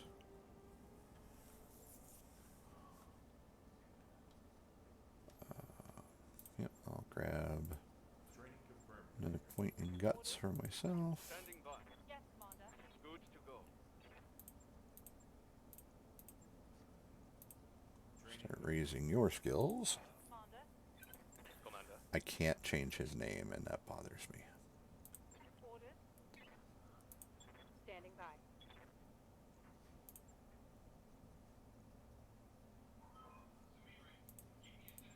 Actually, let's go with that.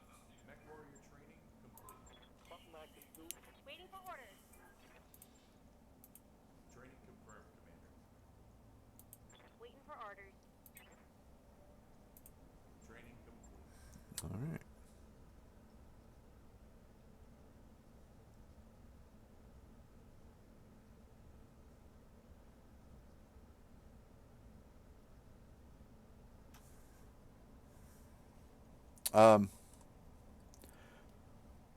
I wouldn't try to sell it to Wizards of the Coast because they're really difficult to deal with. I would try I would try a third-party publisher like Kobold Press. Kobold Press is really well known. They're pretty easy to work with, and they do a lot of stuff in conjunction with the materials of whatever D&D rule set is out at the time. They've got Kobold Press has a lot of 5e stuff out right now.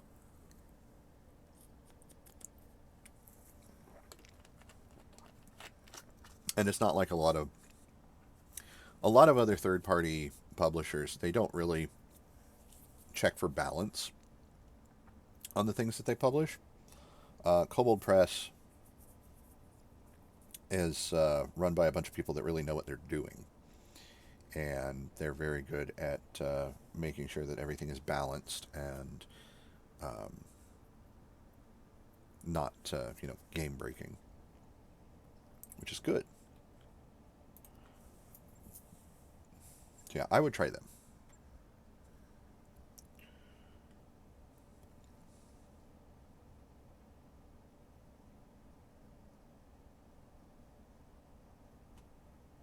I think I want the Phoenix Hawk. Try to save up for that. Warhammer.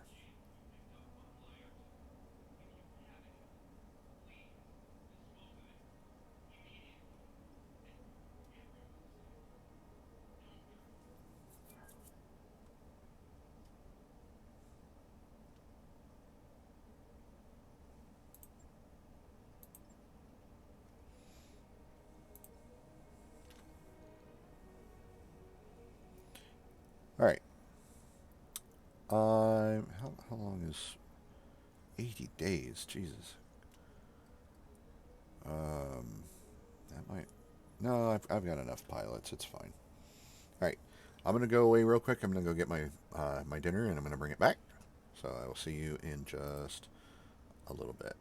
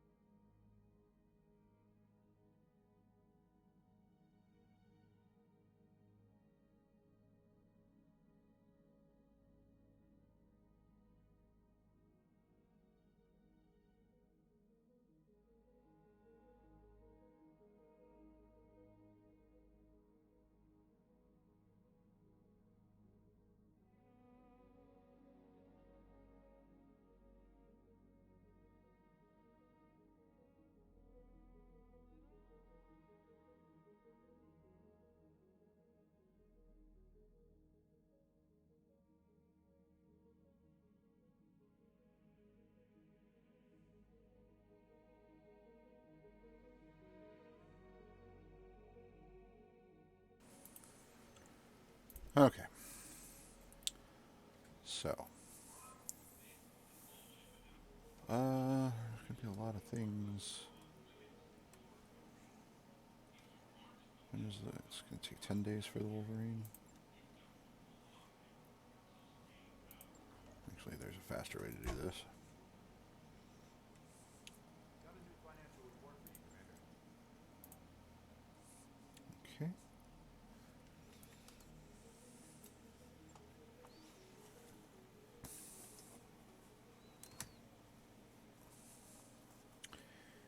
And then the next one.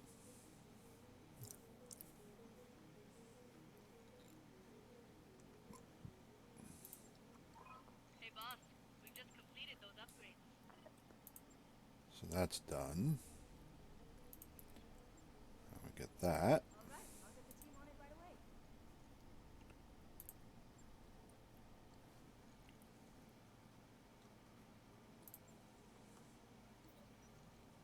Ooh, no techs, no mechs.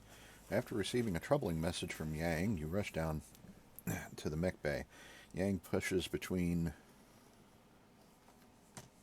Trying to get my desk situated here so I can actually eat my dinner. There we go. Yang pushes between a mob of MechWarriors and MechTechs entangled in a shoving match at the Jenner's feet. A message welded into the Jenner's torso reads, "No techs, no mechs. You depend on us." A scrawny mech tech with a black eye shoves a wrench at the mech jockeys to emphasize every word. "We deserve respect, and that means a raise." "I'll give you what you deserve." God rushes forward, but Fridge and Yang pull him back from the tech. "We're the ones risking our necks." Yang raises his voice before anyone else can comment. "Shut your traps, all of you. How do you want to handle this, boss?"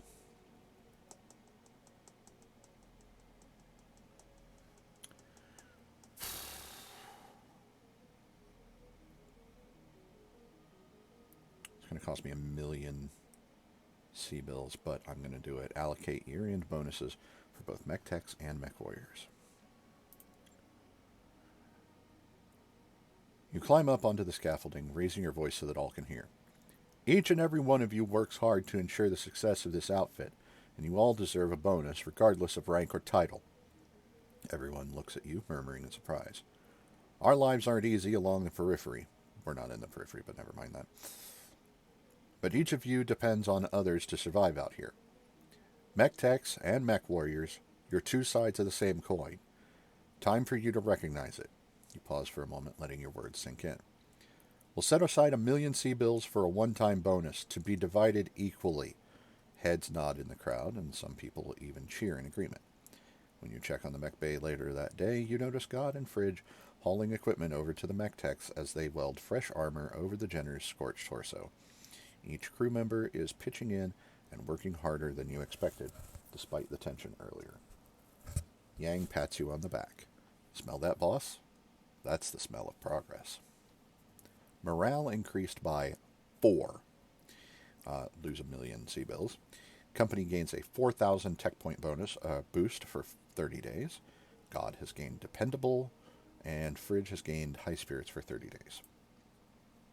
I would hope God would be dependable. Alright. Could you finish the Wolverine, please? Even though my regular Wolverine pilot is down for the count. Grab another contract.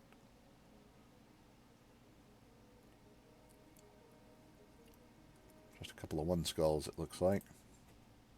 3 one skulls. We'll go for this one. It's the B team. We'll lean heavily into the pay on this one. It's a one skull capture base.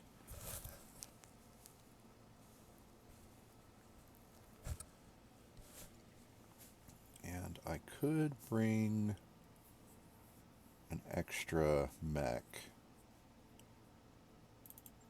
but I'm not going to.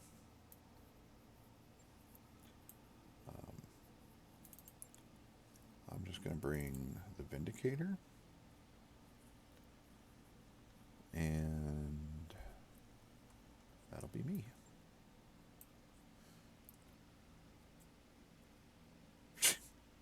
puny god. Yeah, well.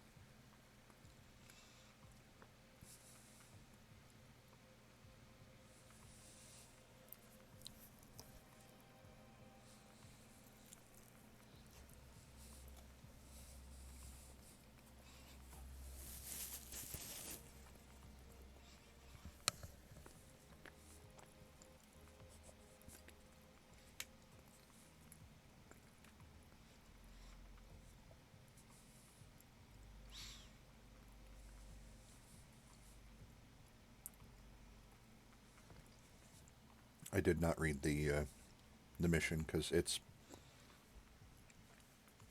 it should be familiar by now.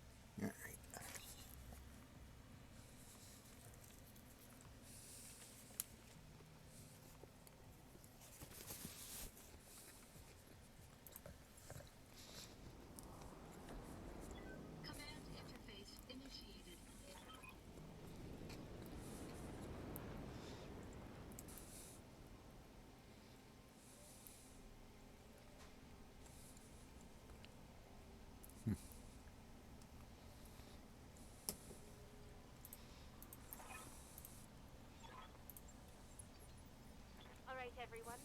Safe proceed.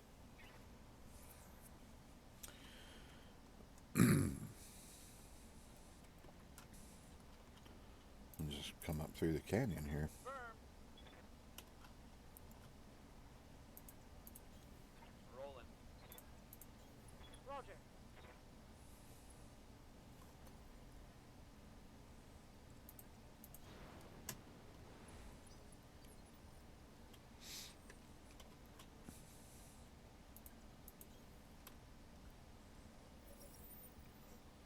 Oop, Onward. turrets. Okay.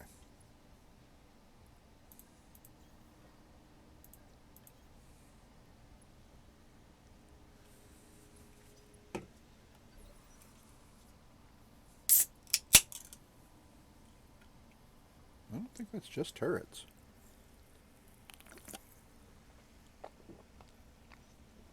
Tonight's dinner is a homemade burrito. Oh yeah, that's a turret. Never mind. Need something, Chief?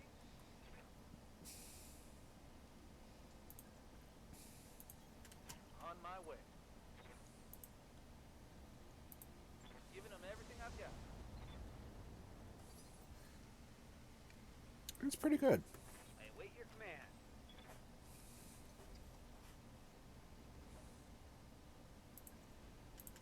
Got it, Commander. Locked and loaded.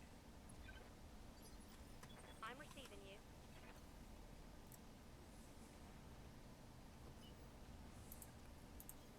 Double time. Let's go.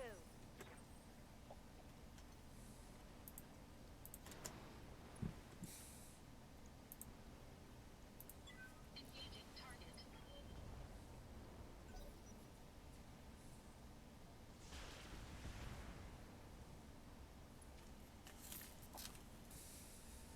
Light damage.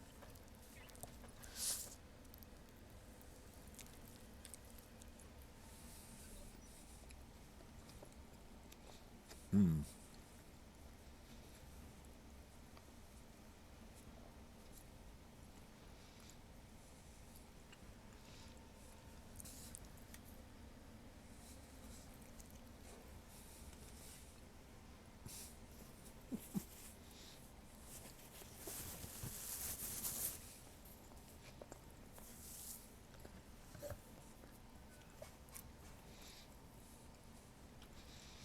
Standing by. On the move. Yes, yes.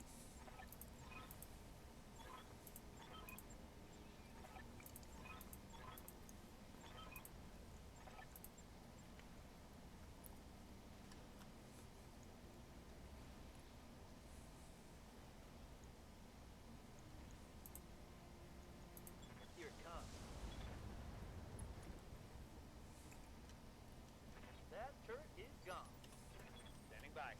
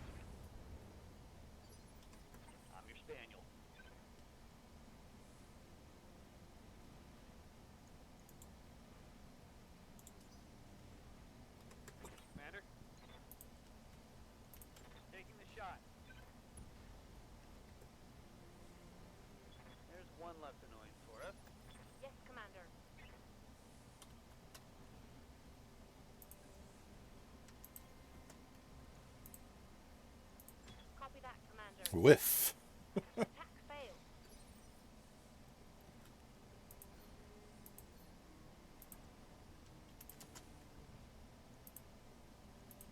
Engaging target.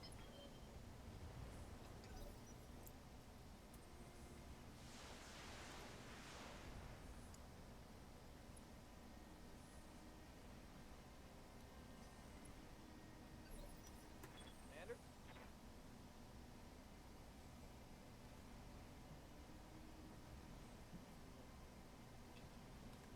Waiting for orders.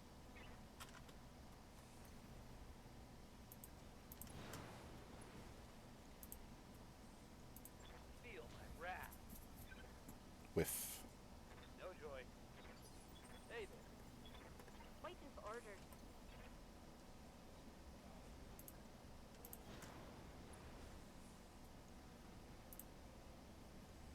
I. Nice hit. Receiving you. Affirmative. Here comes the show.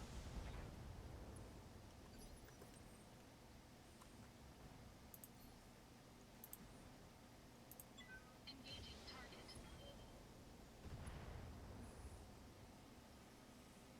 Target destroyed. Heads up, Commander. You've got hostile contacts inbound.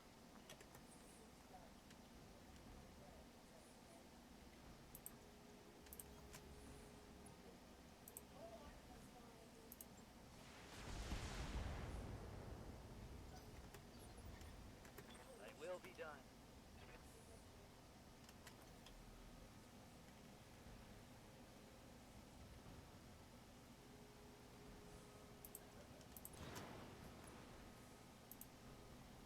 Hey, Yep. can we set this in there? Firing on target.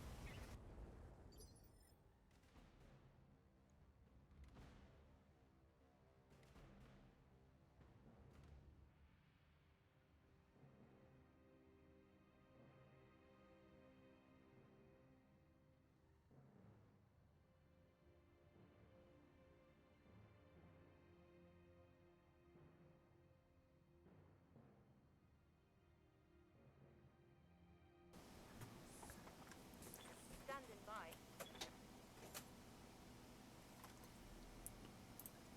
Roger. Taking a shot. Trying to get some of these buildings out of the way. It's not working Negative out. damage. Repeat. Negative damage. Yeah, here they come. So that's a medium.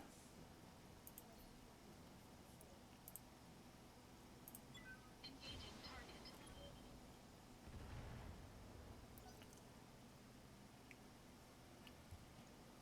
Oh, there's another one.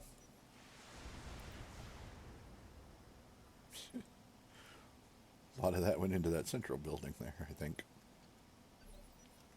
Yes, Commander. How's it going? Look, Mom, I'm flying.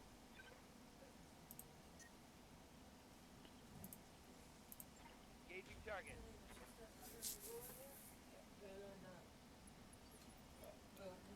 That looks like a Jenner, yep. Good to go.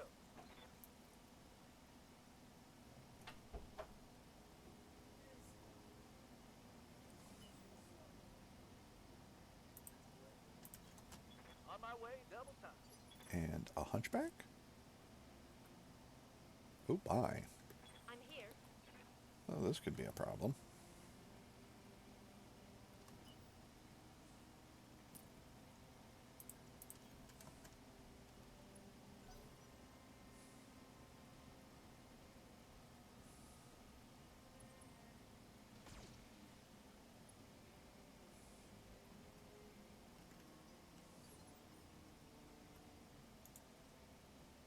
Yep, AC 20 and all.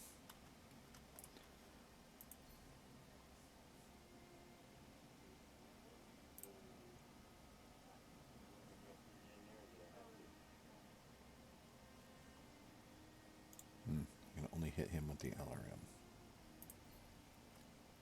Well, go ahead and say hi.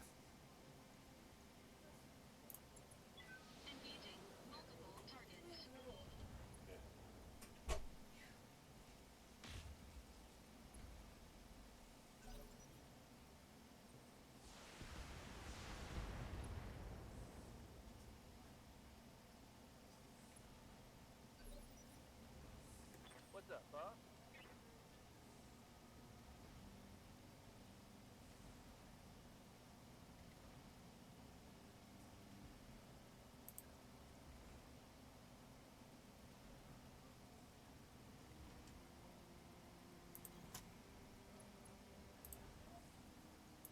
Let's see how you like this.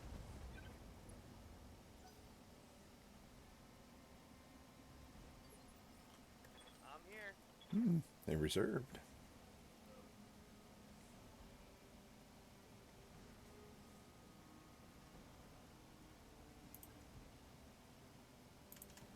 Acknowledge.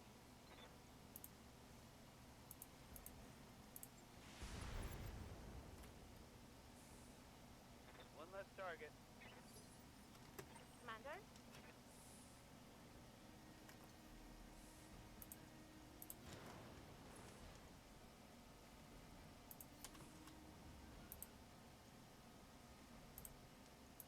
Ten four.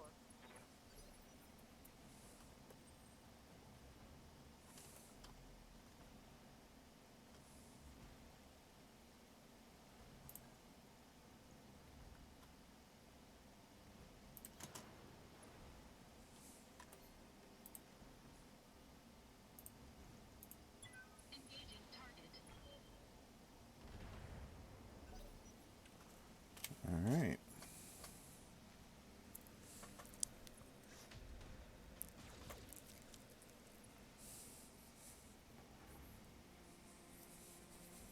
Let's get this done, team.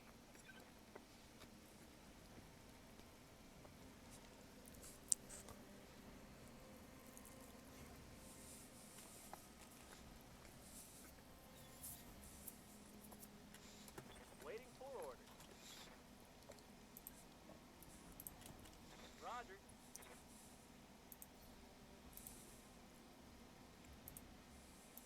Targeting for an alpha strike. Target's taking a critical hit. Very nice. Order.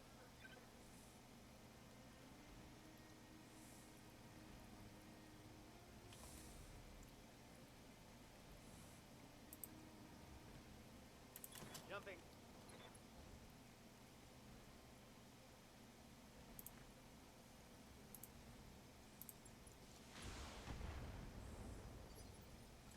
Waiting for orders.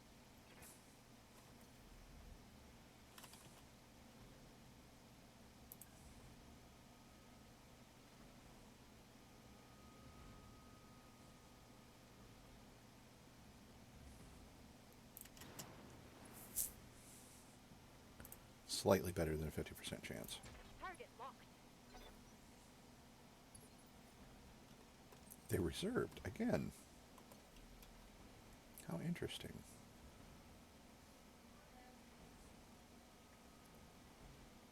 So you just shoot from where I'm at.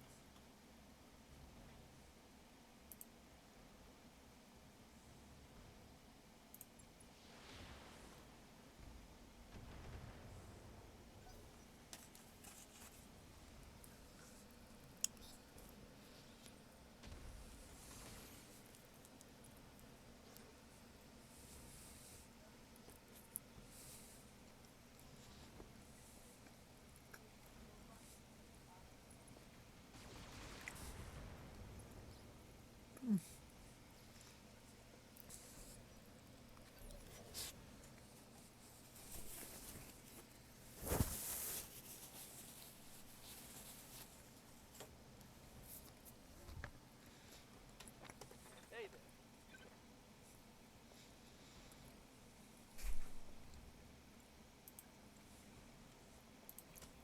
On my way.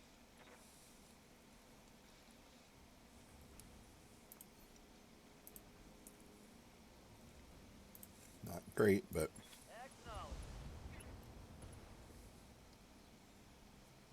it's good. Connection on that one. I live to serve.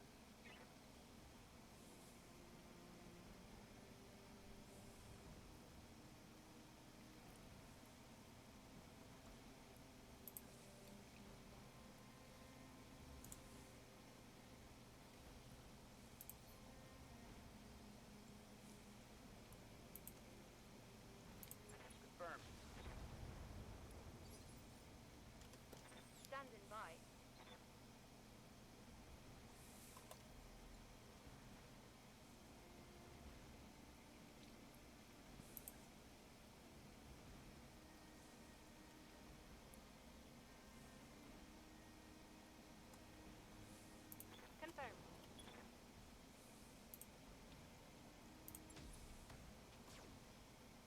Missed with both. That's great.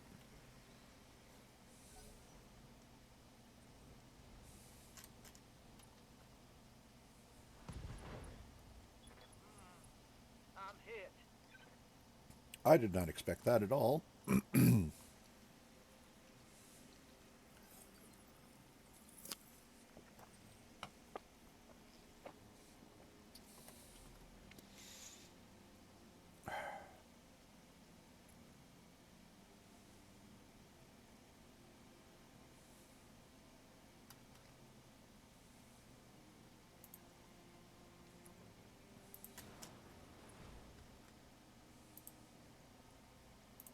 Targeting rear armor.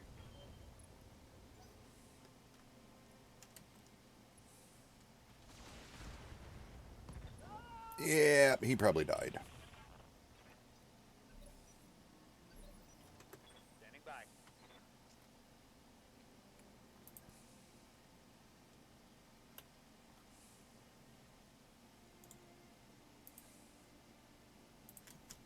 Affirmative. Affirmative.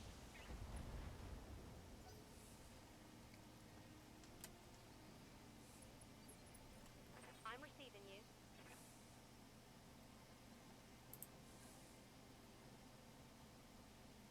That's a really bad idea.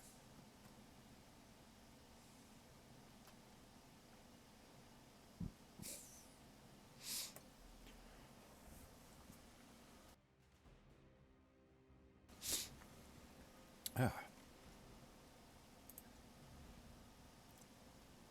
10-4. All right. ooh.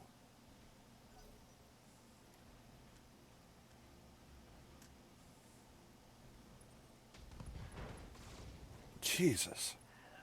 I'm wounded.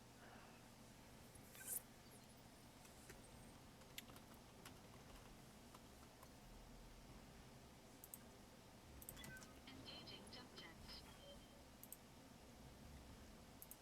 All weapons committed.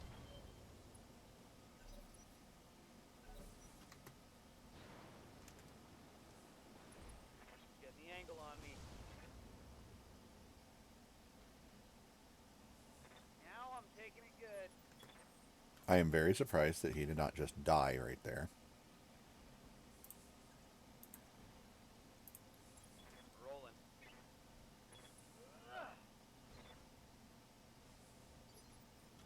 I'm here.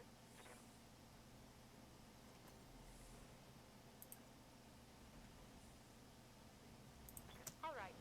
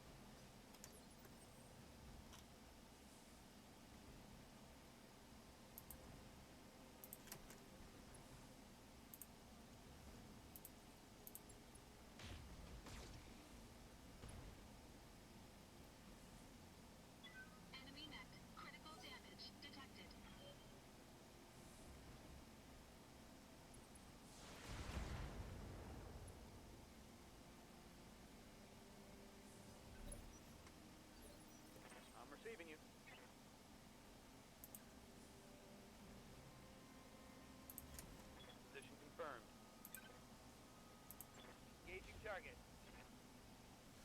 What did he even hit just there? It looked like he hit himself.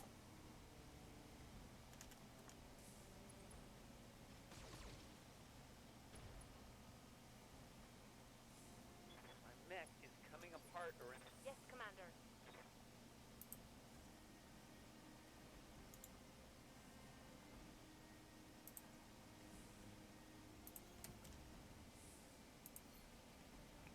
Last shot with the AC-10. Roger that. Target's confirmed. There we go. Reporting critical hit.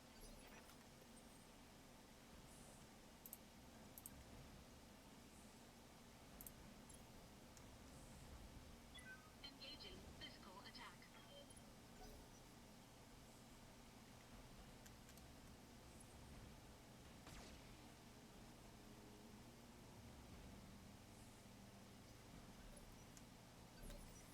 Commander?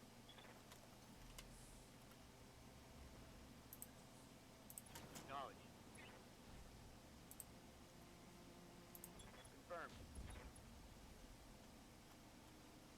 Solid connection on that one.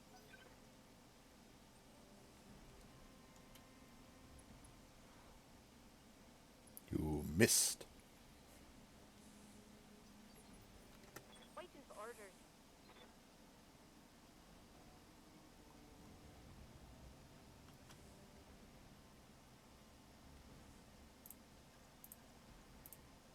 Copy that.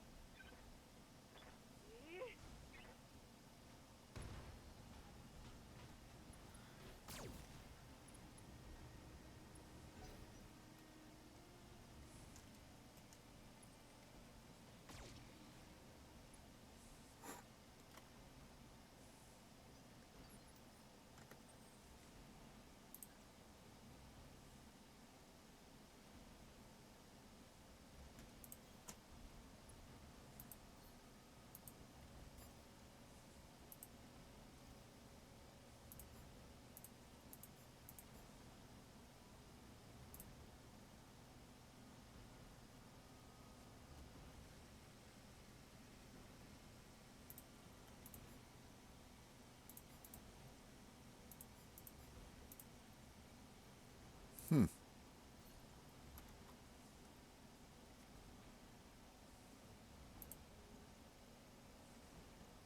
Screw it. All weapons committed. Enemy mech critical damage detected. Yeah, I figured he'd punch out on that one.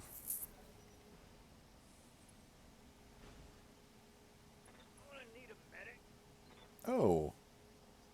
Hit him in the head. For orders.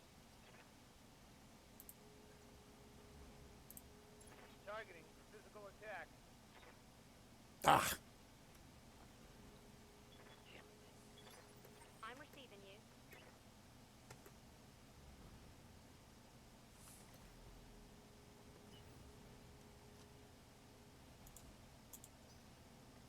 I mean, she can't do anything. Standing by.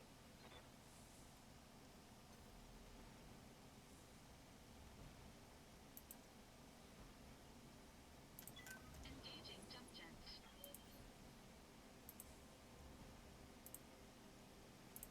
All weapons committed. Enemy mech critical damage detected.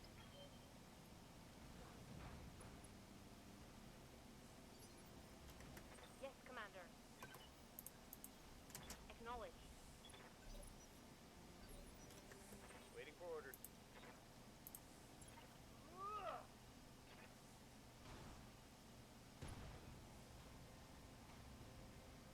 Scored a critical hit. Waiting for orders. Moving at full throttle.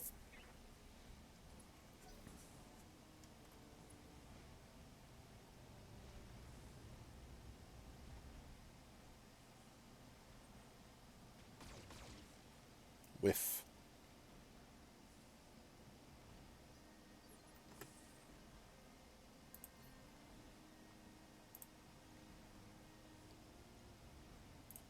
All weapons committed. And that's it.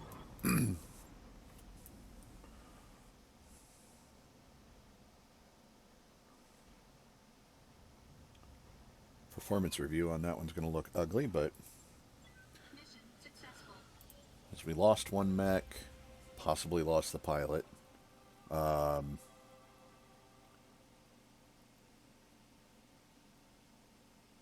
One mech was halved, and the third one had no ammo left in its main weapon.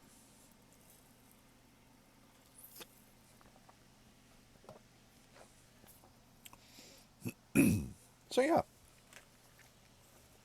all in all, that could have gone a lot better.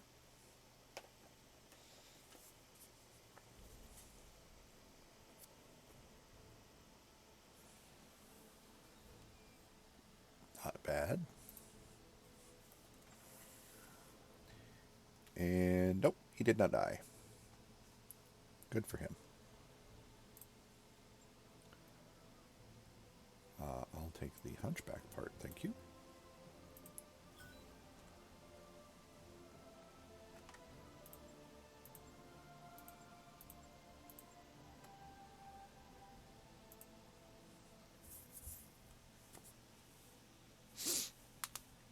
Ooh, snap, crackle, pop.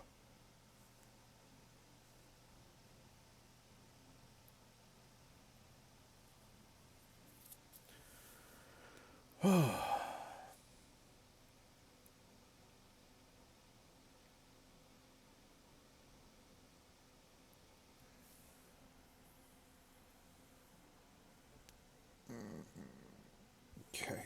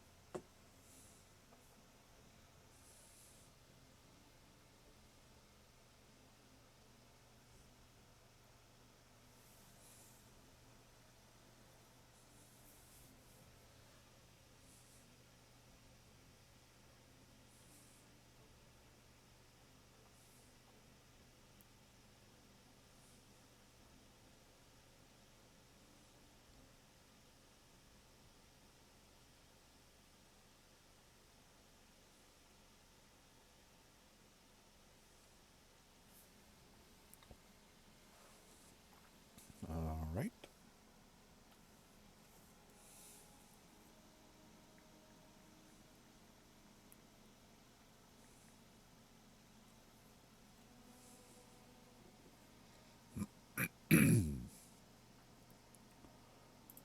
I don't think anything needs repairs.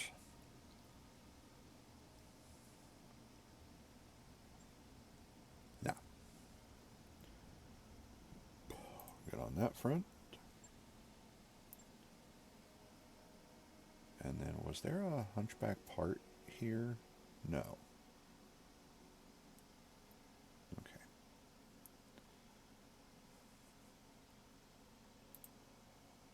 Let's see what's going on in the hiring hall.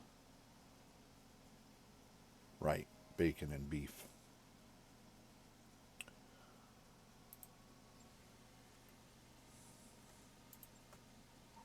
Hey boss, we just completed those upgrades. Excellent.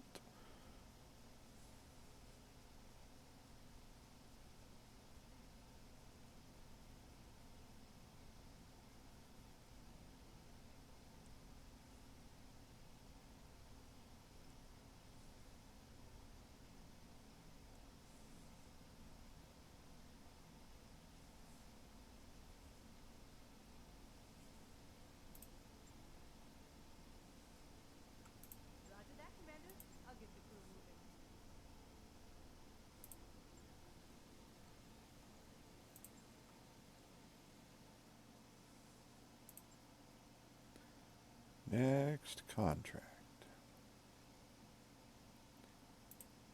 Aggressive negotiations. An assassination in the desert, one skull. Dawn dusk. We've been having troubles with Steiner here in Yod Posterior for months now, and our negotiations with them have been stalled by a stubborn Lyran diplomat. If he were removed from the equation through a random attack by bandits, for instance, we might be able to make some headway. Commander, this isn't likely to be resolved by one dead diplomat. Situations like this are good for repeat business. So, yep. Go, yeah, we'll balance it out.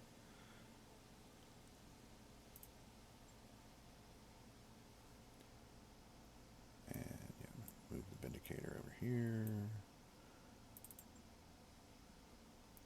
I'll have to put somebody else in the Wolverine. Take the Assassin, the Firestarter, and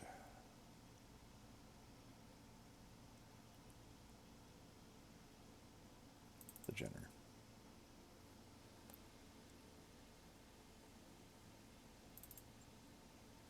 No. You're my assassin pilot. Who do I have as backup in the Wolverine?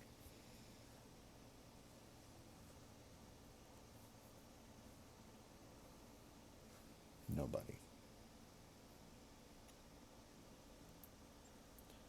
I'm going to you for the Jenner. Alright, Fridge. You're going to take the Firestarter. Iron. You like the Panther. I'm going to put you in the Wolverine.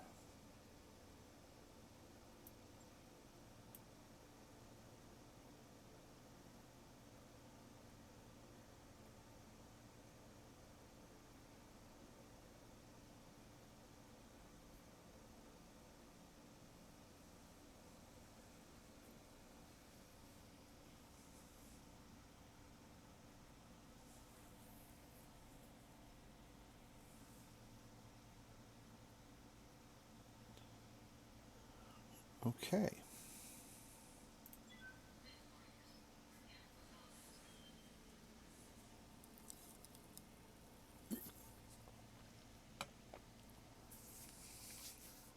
The Jenner is all by itself.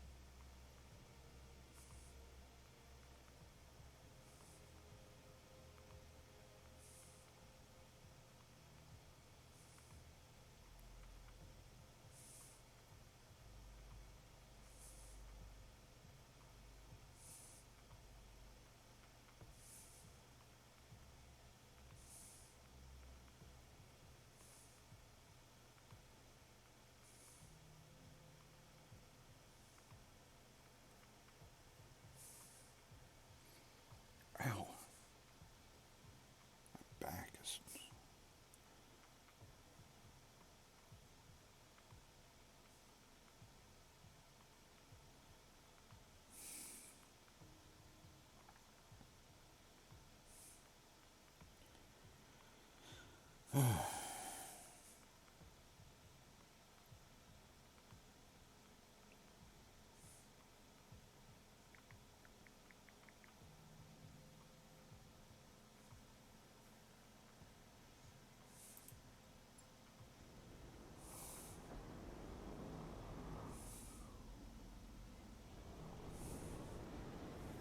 Command interface initiated.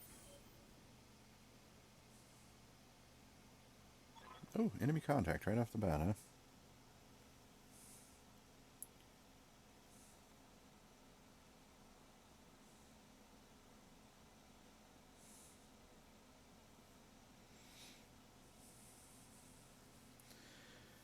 Commander, you're in the AO and we're expecting hostile contacts. Recon has provided the general vicinity of the diplomat. Take the target out and get to the evac zone. Oliveira out. So what do we got here? Stinger and some other thing. There's a base over there. Waiting for orders. Moving out.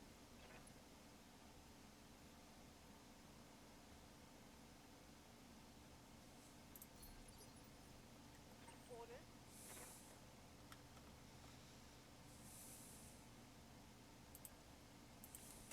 Roger that.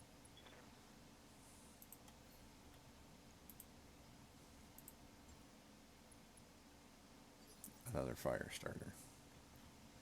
So we got a Stinger and an enemy fire starter. What's up, boss? Coordinates received. This looks like a prime spot for an ambush. Be careful, Commander. You don't want to get caught in a crossfire.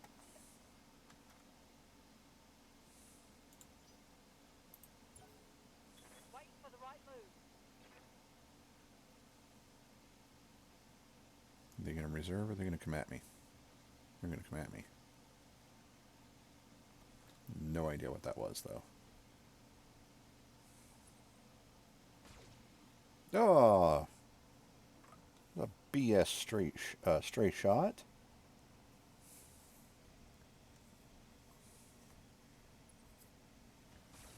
Oh, come on!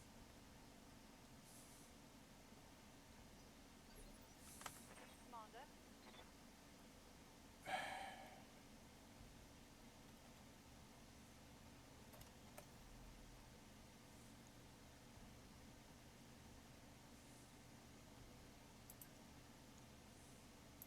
Firing jump jet. Targeting for an alpha strike.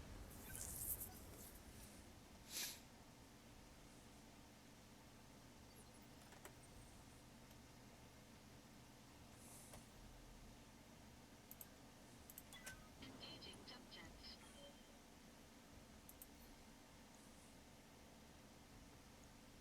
Nah, just put everything at the Stinger.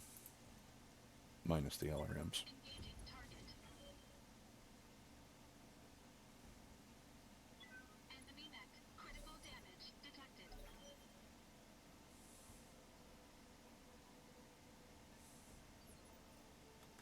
Yes, Commander.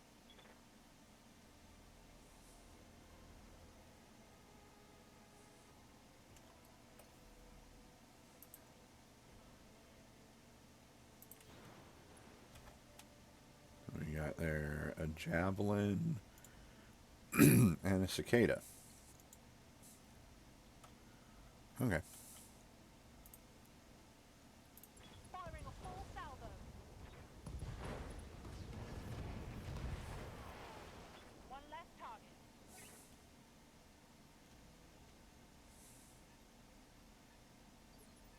That might be the target?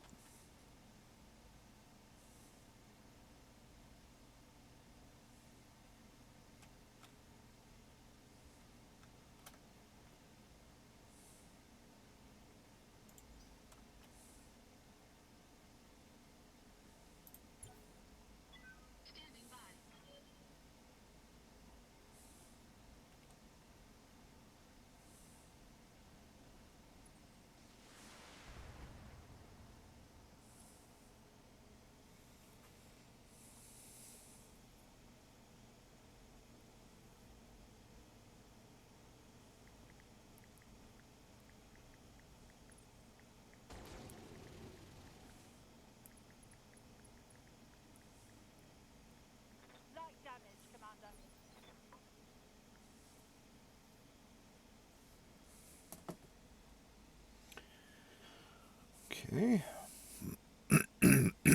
Excuse me.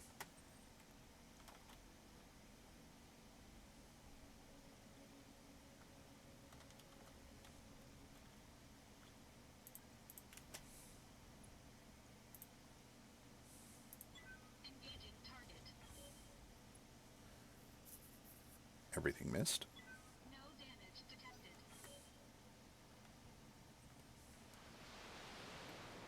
That's the target. System holding.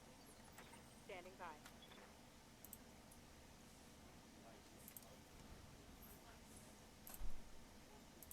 Locking in all weapon systems. Take that. Orders. Good to go.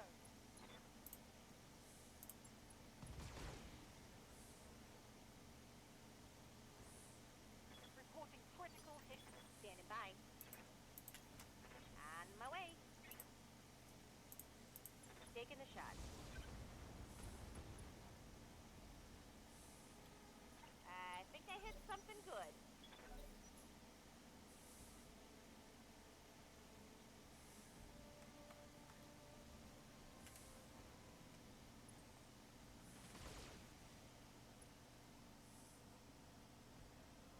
Reporting heavy damage.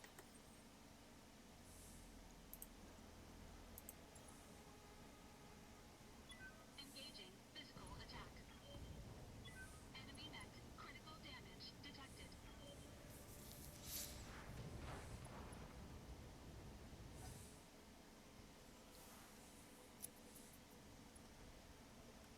What is that?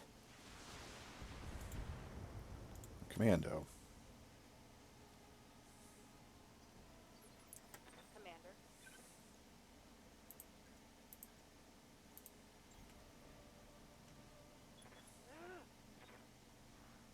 Ah, she missed. That didn't hit.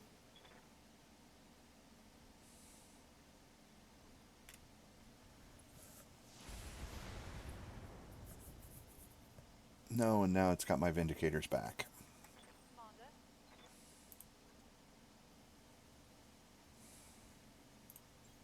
Moving to position.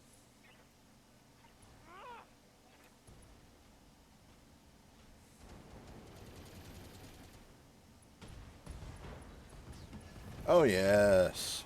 Smoke one. Reseating you.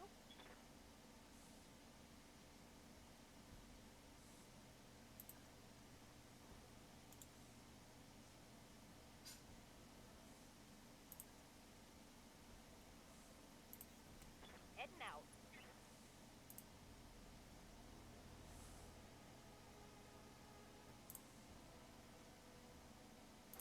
Firing.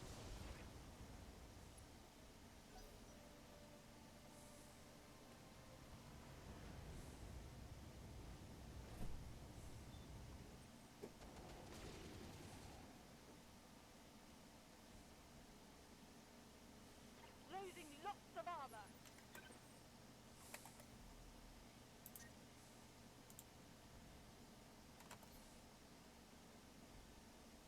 Yeah.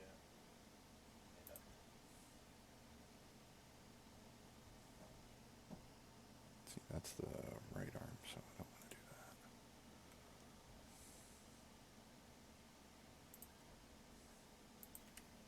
Confirmed.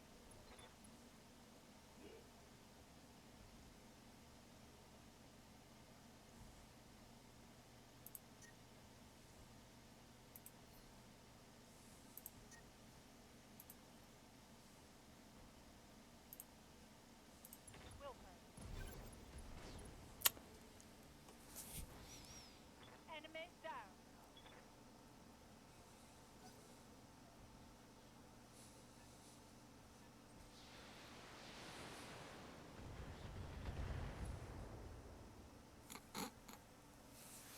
Boom, headshot. Boom, headshot. Receiving. Oh, wow.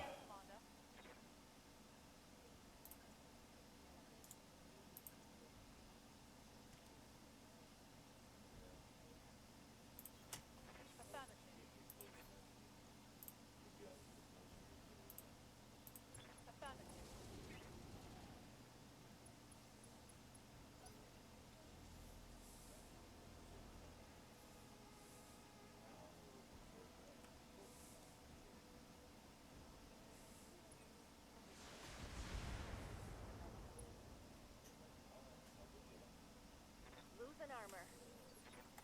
up, boss? 2 paths. Receiving you.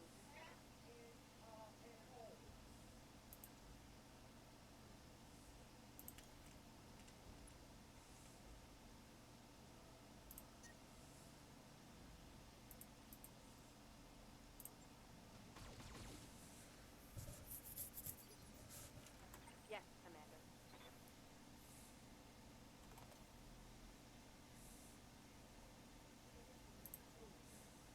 Here we go. Here it comes. Target's taken a critical hit.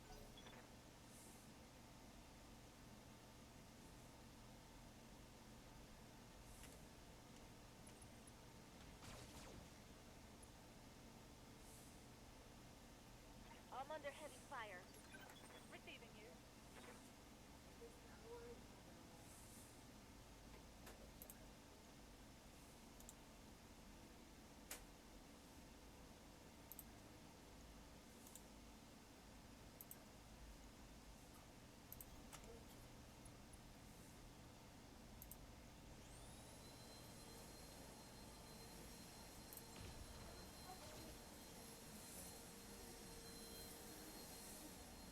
Reporting negative damage.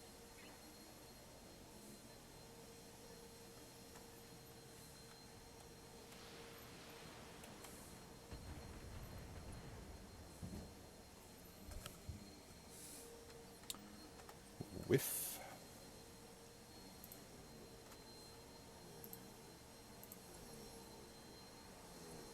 Engaging physical attack.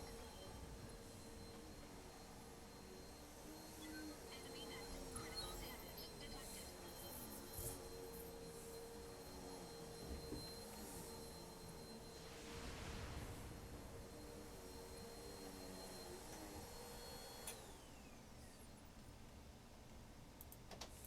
Waiting for orders.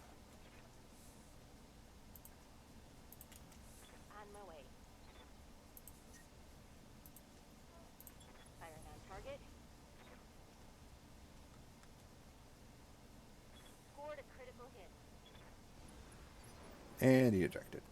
Ready for orders.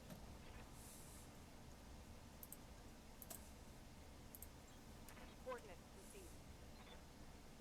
Targeting for physical attack. Inflicted some heavy damage. Orders. Copy that. Engaging.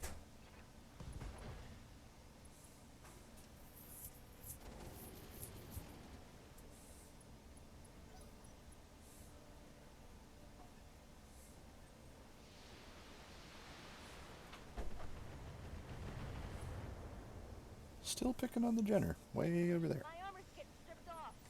Reporting. Wilco. Attempting physical attack. Failed to connect.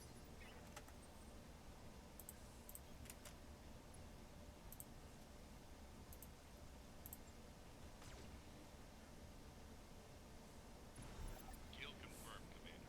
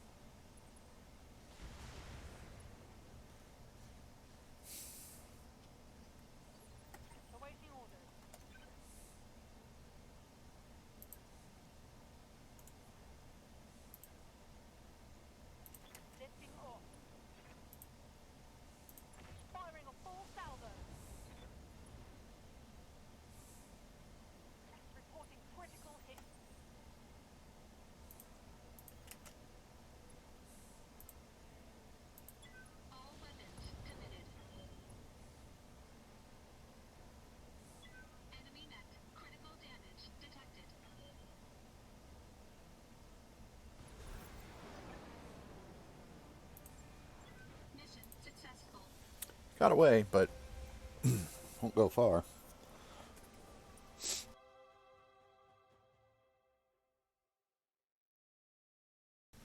Ah.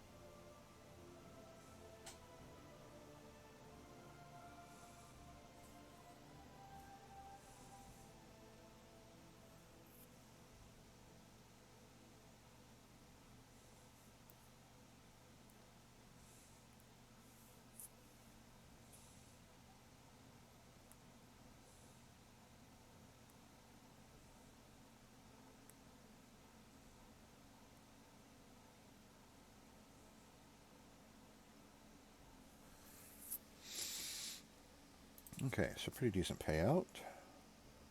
The Vindicator is going to need a small amount of work.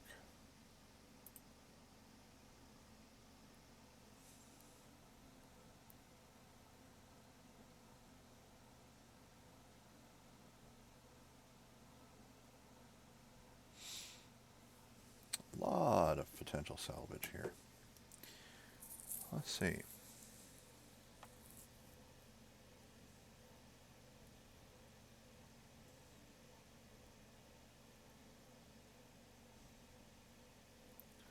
I could finish a javelin, but I would just sell it. I can get started on a dervish. I think I like that. Yeah. Ah, cool. Got a javelin part anyway. Finish a commando. And a cicada part.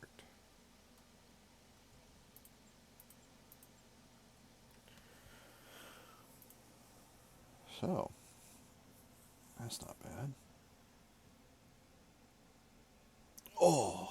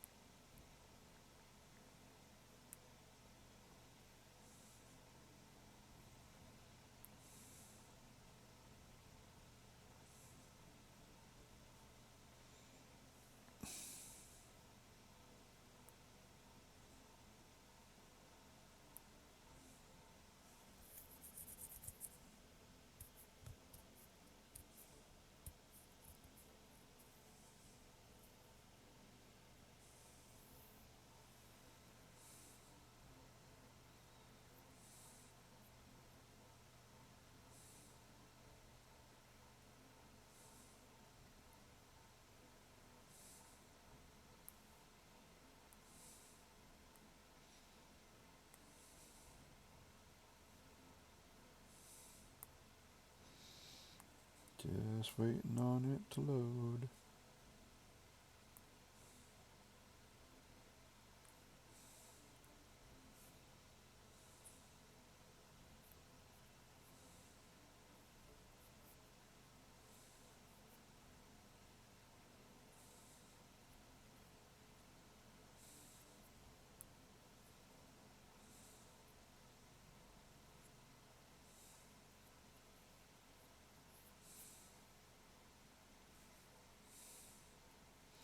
I heard it. There we go. Had a lot to process there, I guess. That was a pretty good price for a commando. All right. Now, I don't think there was, but I want to double check. No.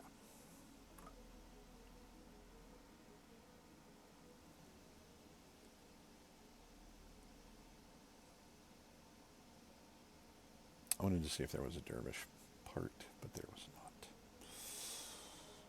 Okay, so before I forget, let's go ahead and get the repairs started on the Vindicator. Very good.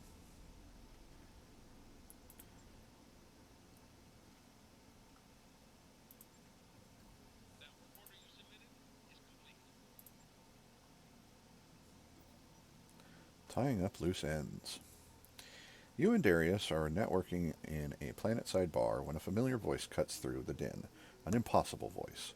Rance was a family bodyguard who'd abandoned his post on that fateful night long ago when your family was betrayed. You killed him for it. But that's Rance stumbling into your table.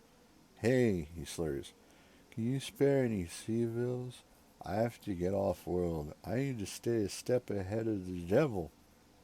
Amused, Darius prompts the drunk with, What does the devil want with you? Rance freezes like a prey animal. Revenge!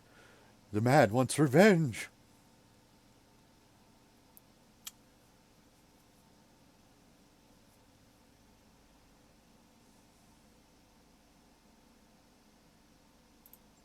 Let's just scare him.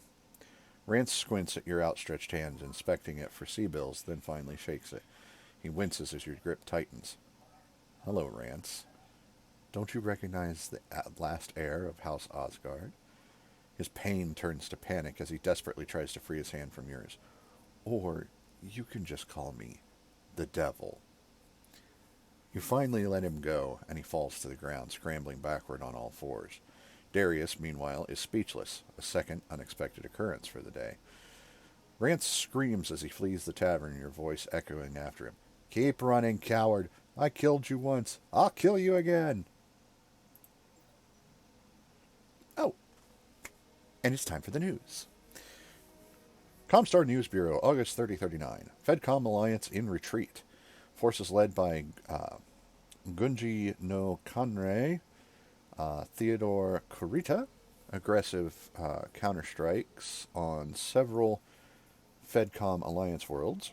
Reserves from the Pesht Military District continue to shock the Fedcom Alliance. Coordinated with guerrilla actions and widespread counterstrikes on Draconis Combine worlds occupied by Steiner and Davian forces, this has thrown the Fedcom invasion into complete disarray as many units are forced to retreat from worlds they had only recently pacified. One particular target of the Kurita counterstrike is the world of Quentin, home to a manufacturing plant owned by Independence Weaponry. This particular plant manufactures the Victor series of assault battle mechs, making the loss of this world an embarrassment to the Federated Suns. There have been unsubstantiated rumors of House Kurita forces using Lost Tech in their counterstrikes, but it can't be stressed enough that these are mere rumors, nothing more. On other fronts, House Merrick has little to be thankful for this month, with Wave 2 on indefinite hold due to Combine counterstrikes. Many Fedcom units were left free to counter FWLM raids. Merrick's best units continue to be tied up in fighting on Andurian, with no immediate end in sight.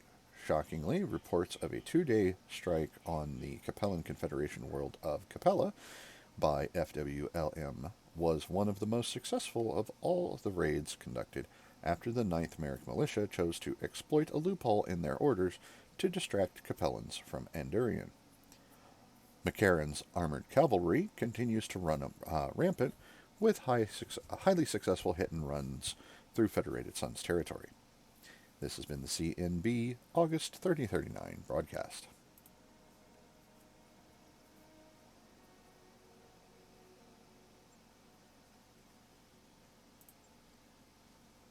Here we go. Give me just a moment. I got Got some mail here. Okay.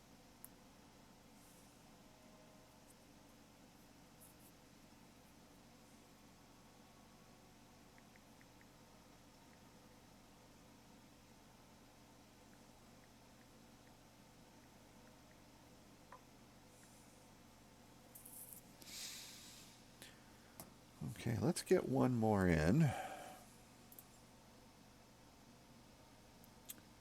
And this will be the last one in the system. Embassy Extraction Recovery Polar One Skull Night. One of our VIPs is in a Cretan facility on Yod Posterior. We need to get her off-world, but the building is surrounded by Lyran forces. You will sweep aside the opposition, recover our VIP, and transport her to a designated landing zone for extraction. Be prepared for opposition. The Lyran units surrounding the embassy won't let you extract our personnel without a fight. Payment will be issued when you deliver our VIP alive and in one piece. The enemy has to be expecting an attempt to break their siege, so there will be significant resistance. Yep.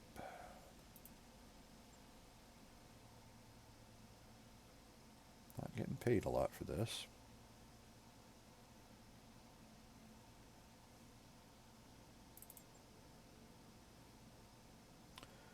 If I drop the Jenner, along with everything else, it's going to cost me more than what I'm making for it. So I'll go with this drop. This drop looks good.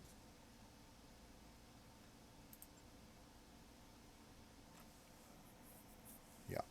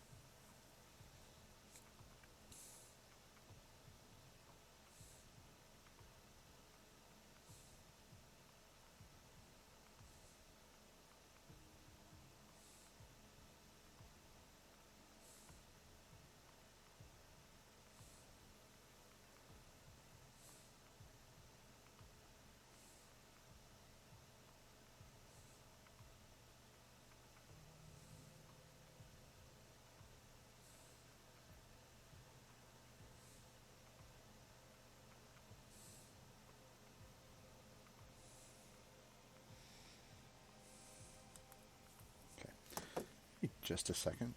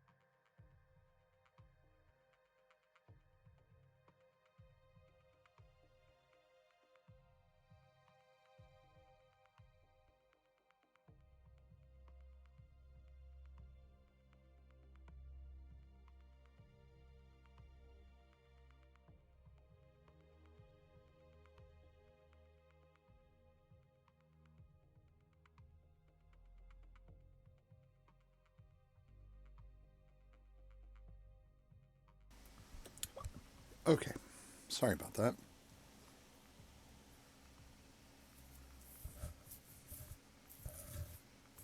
It feels like there is something in my hair. And it's just when I've got my headphones on. Like if I take my headphones off, it doesn't feel like there's anything there.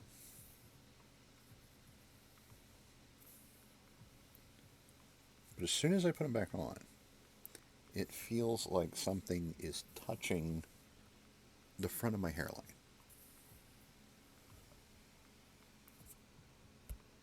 And I mean, that hair was just got there just now, but I don't know. It's weird. It's just weird. Oh no. That was not there a second ago.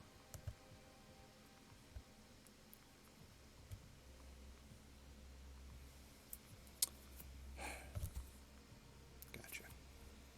Another hair poking out of the front. So maybe that was it. It's just some little hairs sticking out and tickling the front of my scalp and whatnot. Anyway, let's get back on this.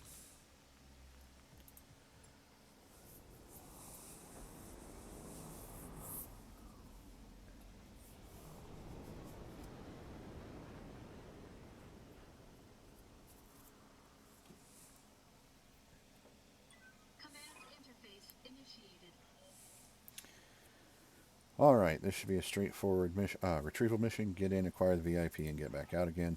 Target you're recovering is a Cretan VIP. She's trapped in a building that is surrounded by Lyran forces. You'll need to engage them to get her out. Once you have the VIP in hand, get her to the designated landing zone for extraction. Good hunting, Commander. Olivera out.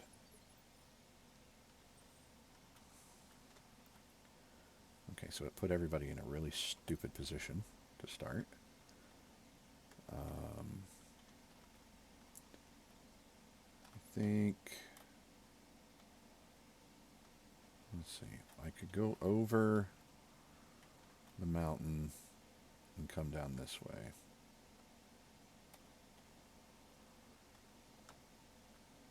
I think that's what it wants me to do. But I can also go around that way. Yeah, I'll just come over.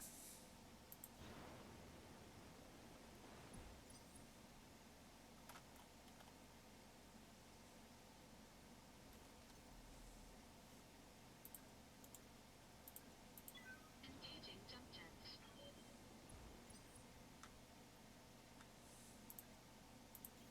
Got it. Copy that.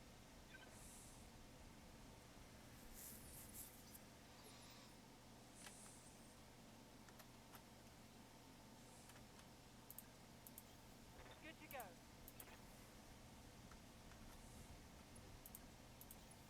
On my way.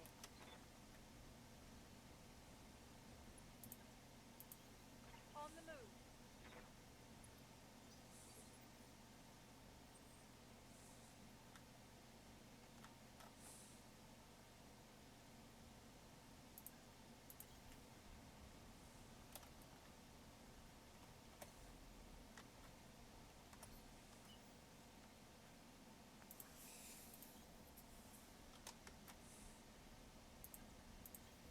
I copy.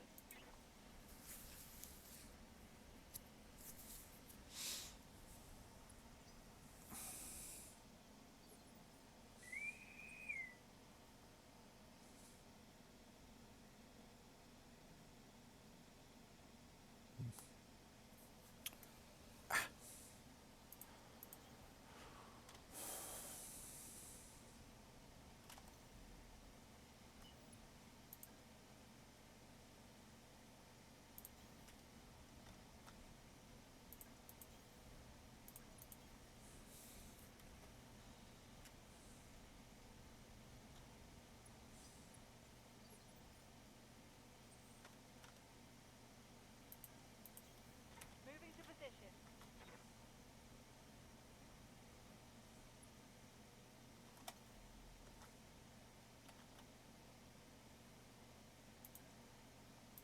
Engaging jump jets.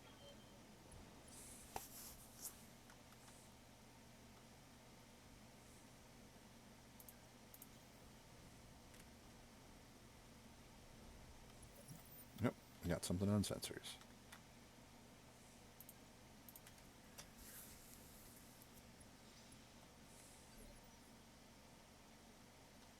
Waiting for orders. Commander.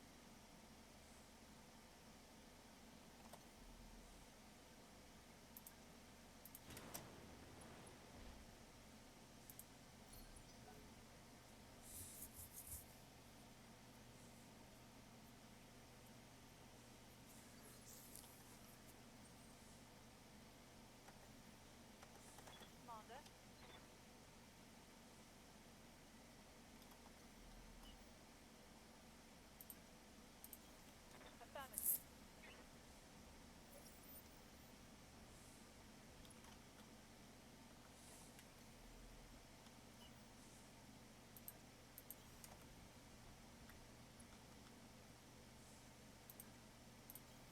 On my way. Roger that.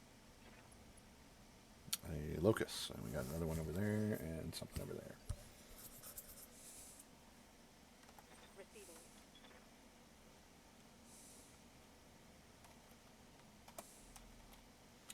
Well, I really like to know what that is. Firing jump jet. Another locust. Giving him everything I've got.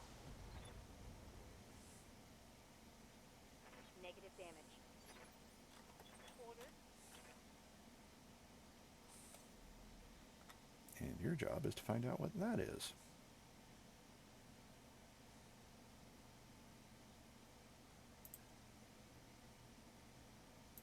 Firing jump jet. A javelin.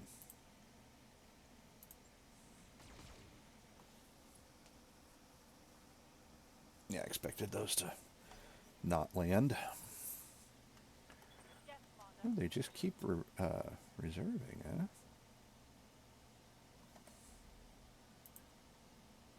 Jump jet. Engage. Firing all weapons.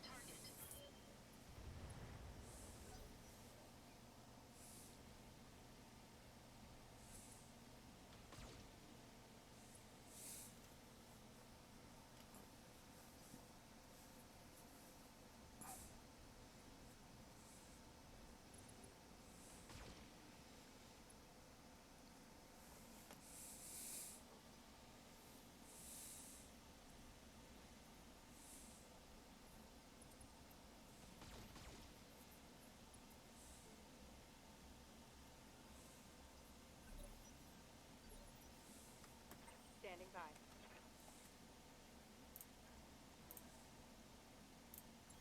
Heading out.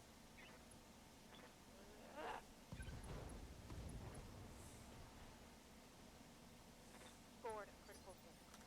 Orders.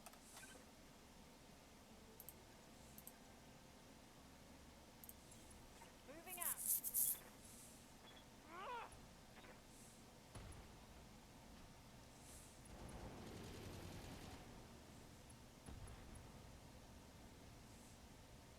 Solid connection, that one.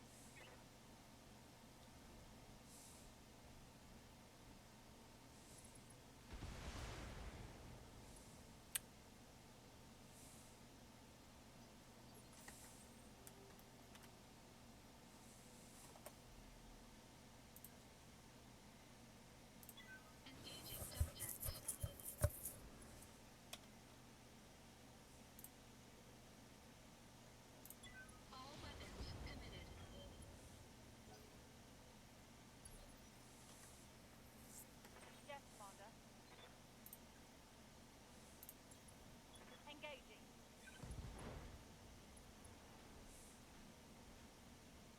Inflicted some heavy damage.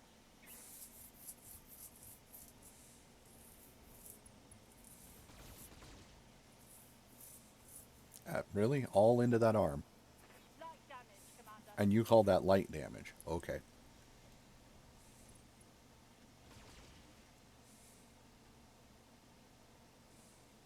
Damage is light. Orders.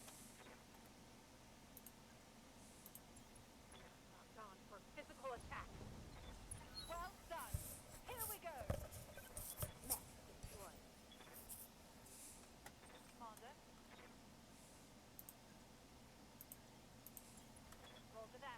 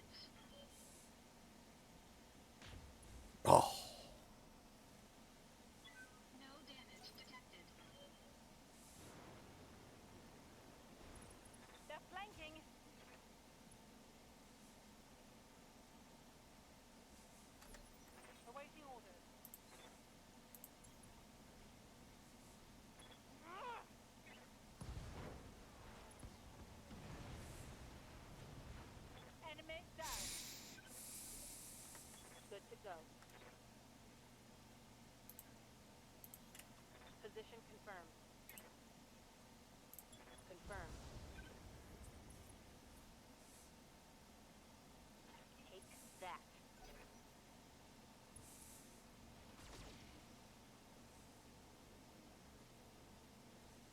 Losing lots of armor.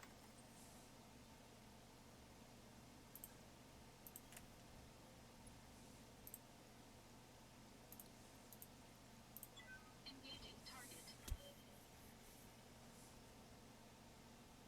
No damage detected. Orders. Good to go. Attempting physical attack. Oh! Knock this block off. One less target.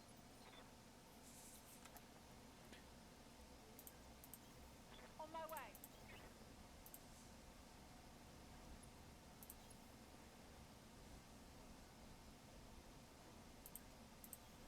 Copy that.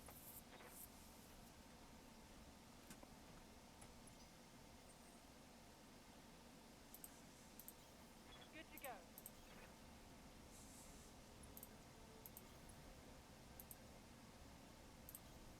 Moving out.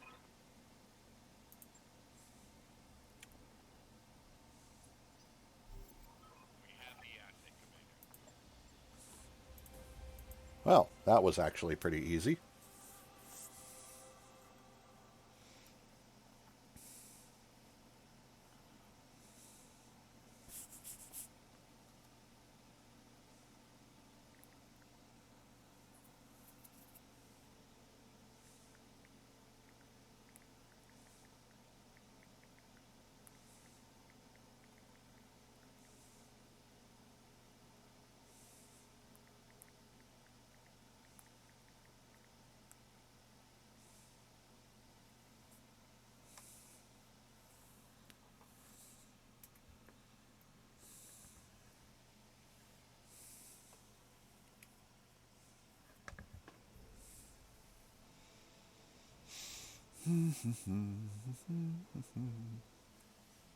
Yeah, like no pay.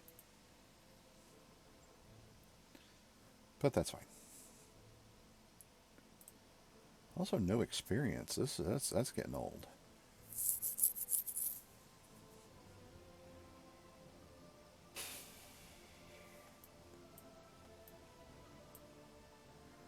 Why not? Actually, let's do it that way. That way I have a choice on my... Oh, look at that. Well...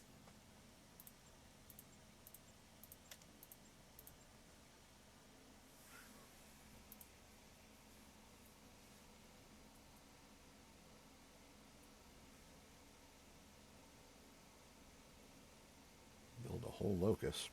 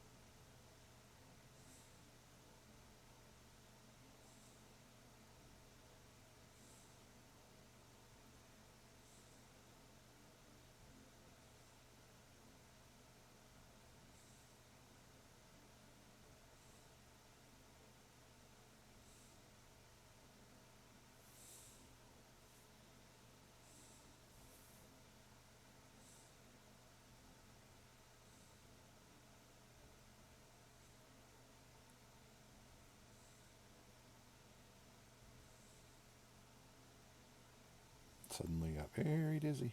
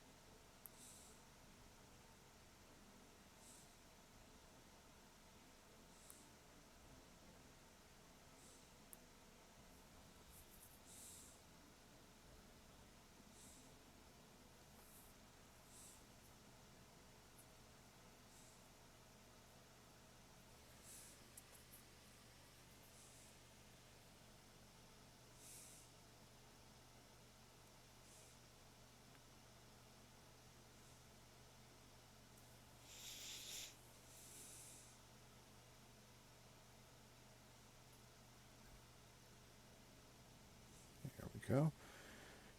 The 1S is worth more.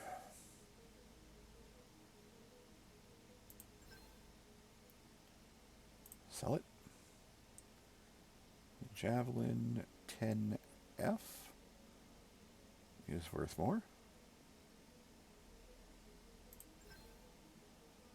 And we'll sell it too.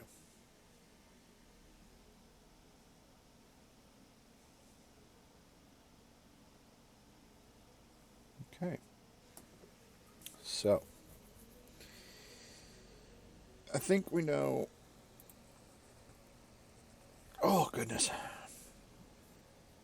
Big stretch there. Yeah, I think we know where this is going. It is not quite 10 o'clock.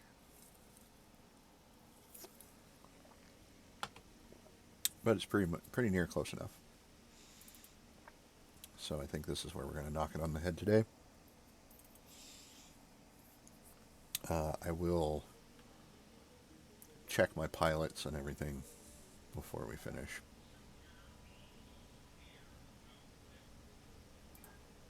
So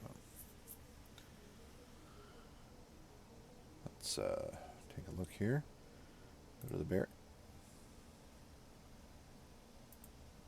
barracks first. Okay, that's really annoying. My word processor keeps popping up in the way. So, nothing there. You can up your gunnery. Up your gunnery. Yeah. You can up your tactics. Ready for orders. Same for you. I hear ya. Oh, what's up, boss? And same for you. Alright. So that's that done.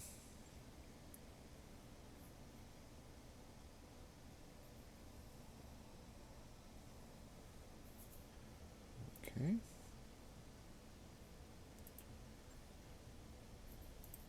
And I'm going to put these two in storage.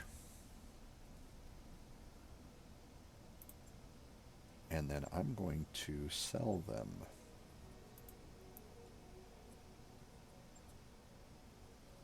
So sell the Commando. Sell the Spider. Got a couple of AC-20s that I'm not going to be able to use for a while. Sell these Flamers. Keep the Infernos. Keep the large lasers. Keep the medium lasers. Sell the machine guns. Keep the PPC. SRM2s, they can go. Keep the other SRMs. I have a UAC-20. I want to hold on to that because that's going to be really hard to find again later. I'm going to sell like half these jump jets.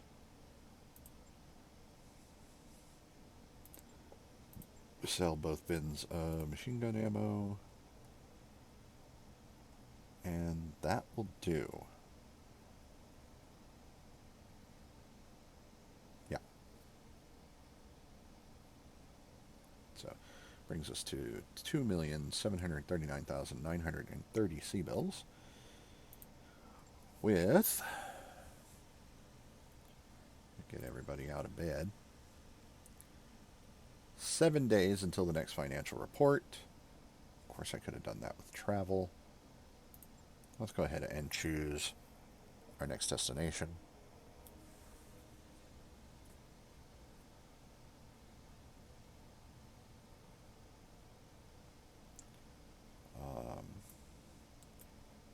This was Yod Posterior. Interesting.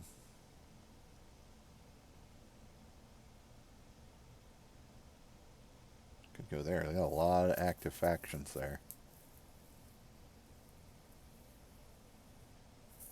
And it is just a single jump.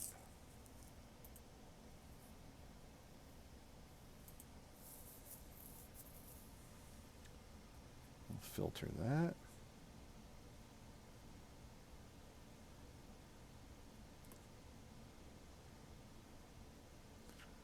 There was also this Yod Prior was somewhere I was thinking about going.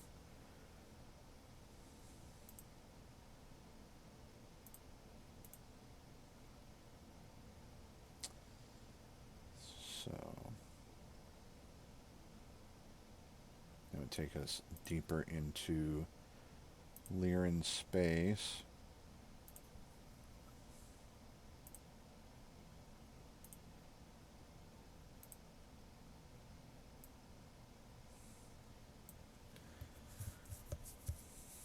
Do a course something like that. Can I get there without... I can.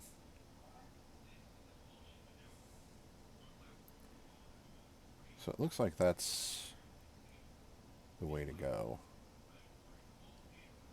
That is going deeper into Lyran space, but that's fine. There's plenty of other things to check out. You know, there's plenty of different things that we can do along the way. Alternatively, what do we got here? That's a 3 skull. We're going to ignore that. That's a 3.5. That's a 1. So we could go straight there, or we could go there. Got a travel contract to go here. So let's check that.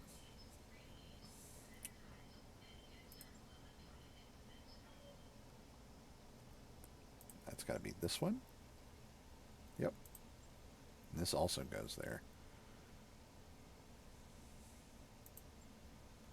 Ooh, and they're urban.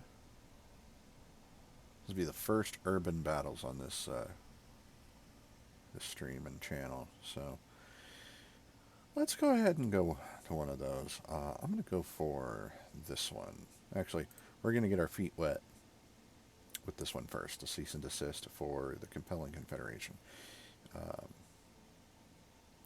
We have reliable information that a remote Lyran laboratory is attempting to reverse engineer sensitive Capellan technology in violation of the user's license.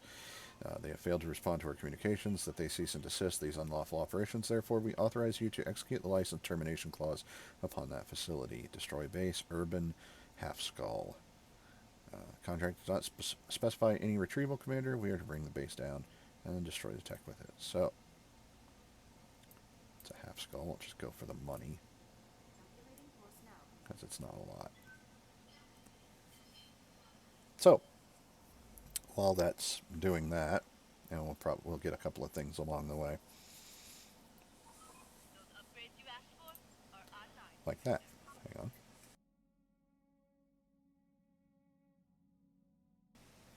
We've been moving a lot of things around the house today, so there's a lot of dust moving around as well. It's no fun.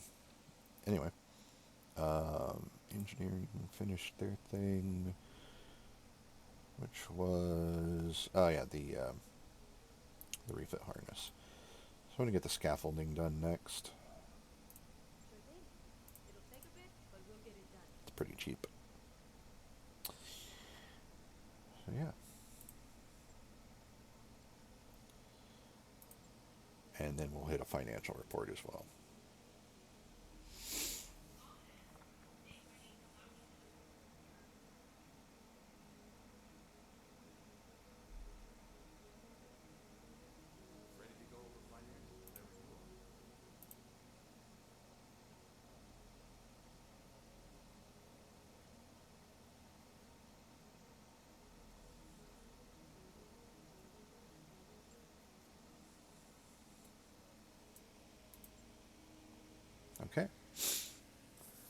unless we hit another event of some sort.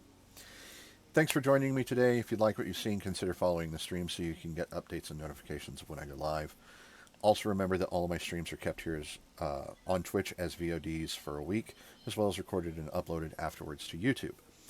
If you want to see more content from me, check out my YouTube channel, link in the About section. If you're already there, and I suspect that if you're watching this you probably are, and you like the content, consider subscribing if you haven't already. I see that. If you like today's video, hit the like button and let YouTube know. It helps with the algorithm. Also, hit the bell to be notified when new content goes up. You bump into Fridge in the corridor and notice that she is in unusually high spirits. What's new, you ask her. Fridge grins. I don't want to make a big deal out of this, but today's my birthday. We don't have a lounge. Wish Fridge a happy birthday. Happy birthday, Terry, you say. Are you doing anything to celebrate? No, Commander, but that's fine. It's just a normal day for everybody else. Fridge beams at you before walking off. Fridge has high spirits for 30 days. Well, that's good.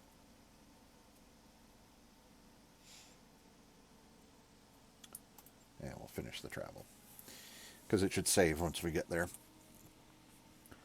If you want to see future live streams, I'm on Twitch every day, 6 to 10 p.m. Eastern Time, except I will not be on for the next 2 days. I will not be on tomorrow because I will be at a Halloween thing, and I will not be on Wednesday because I will be at a local gaming store playing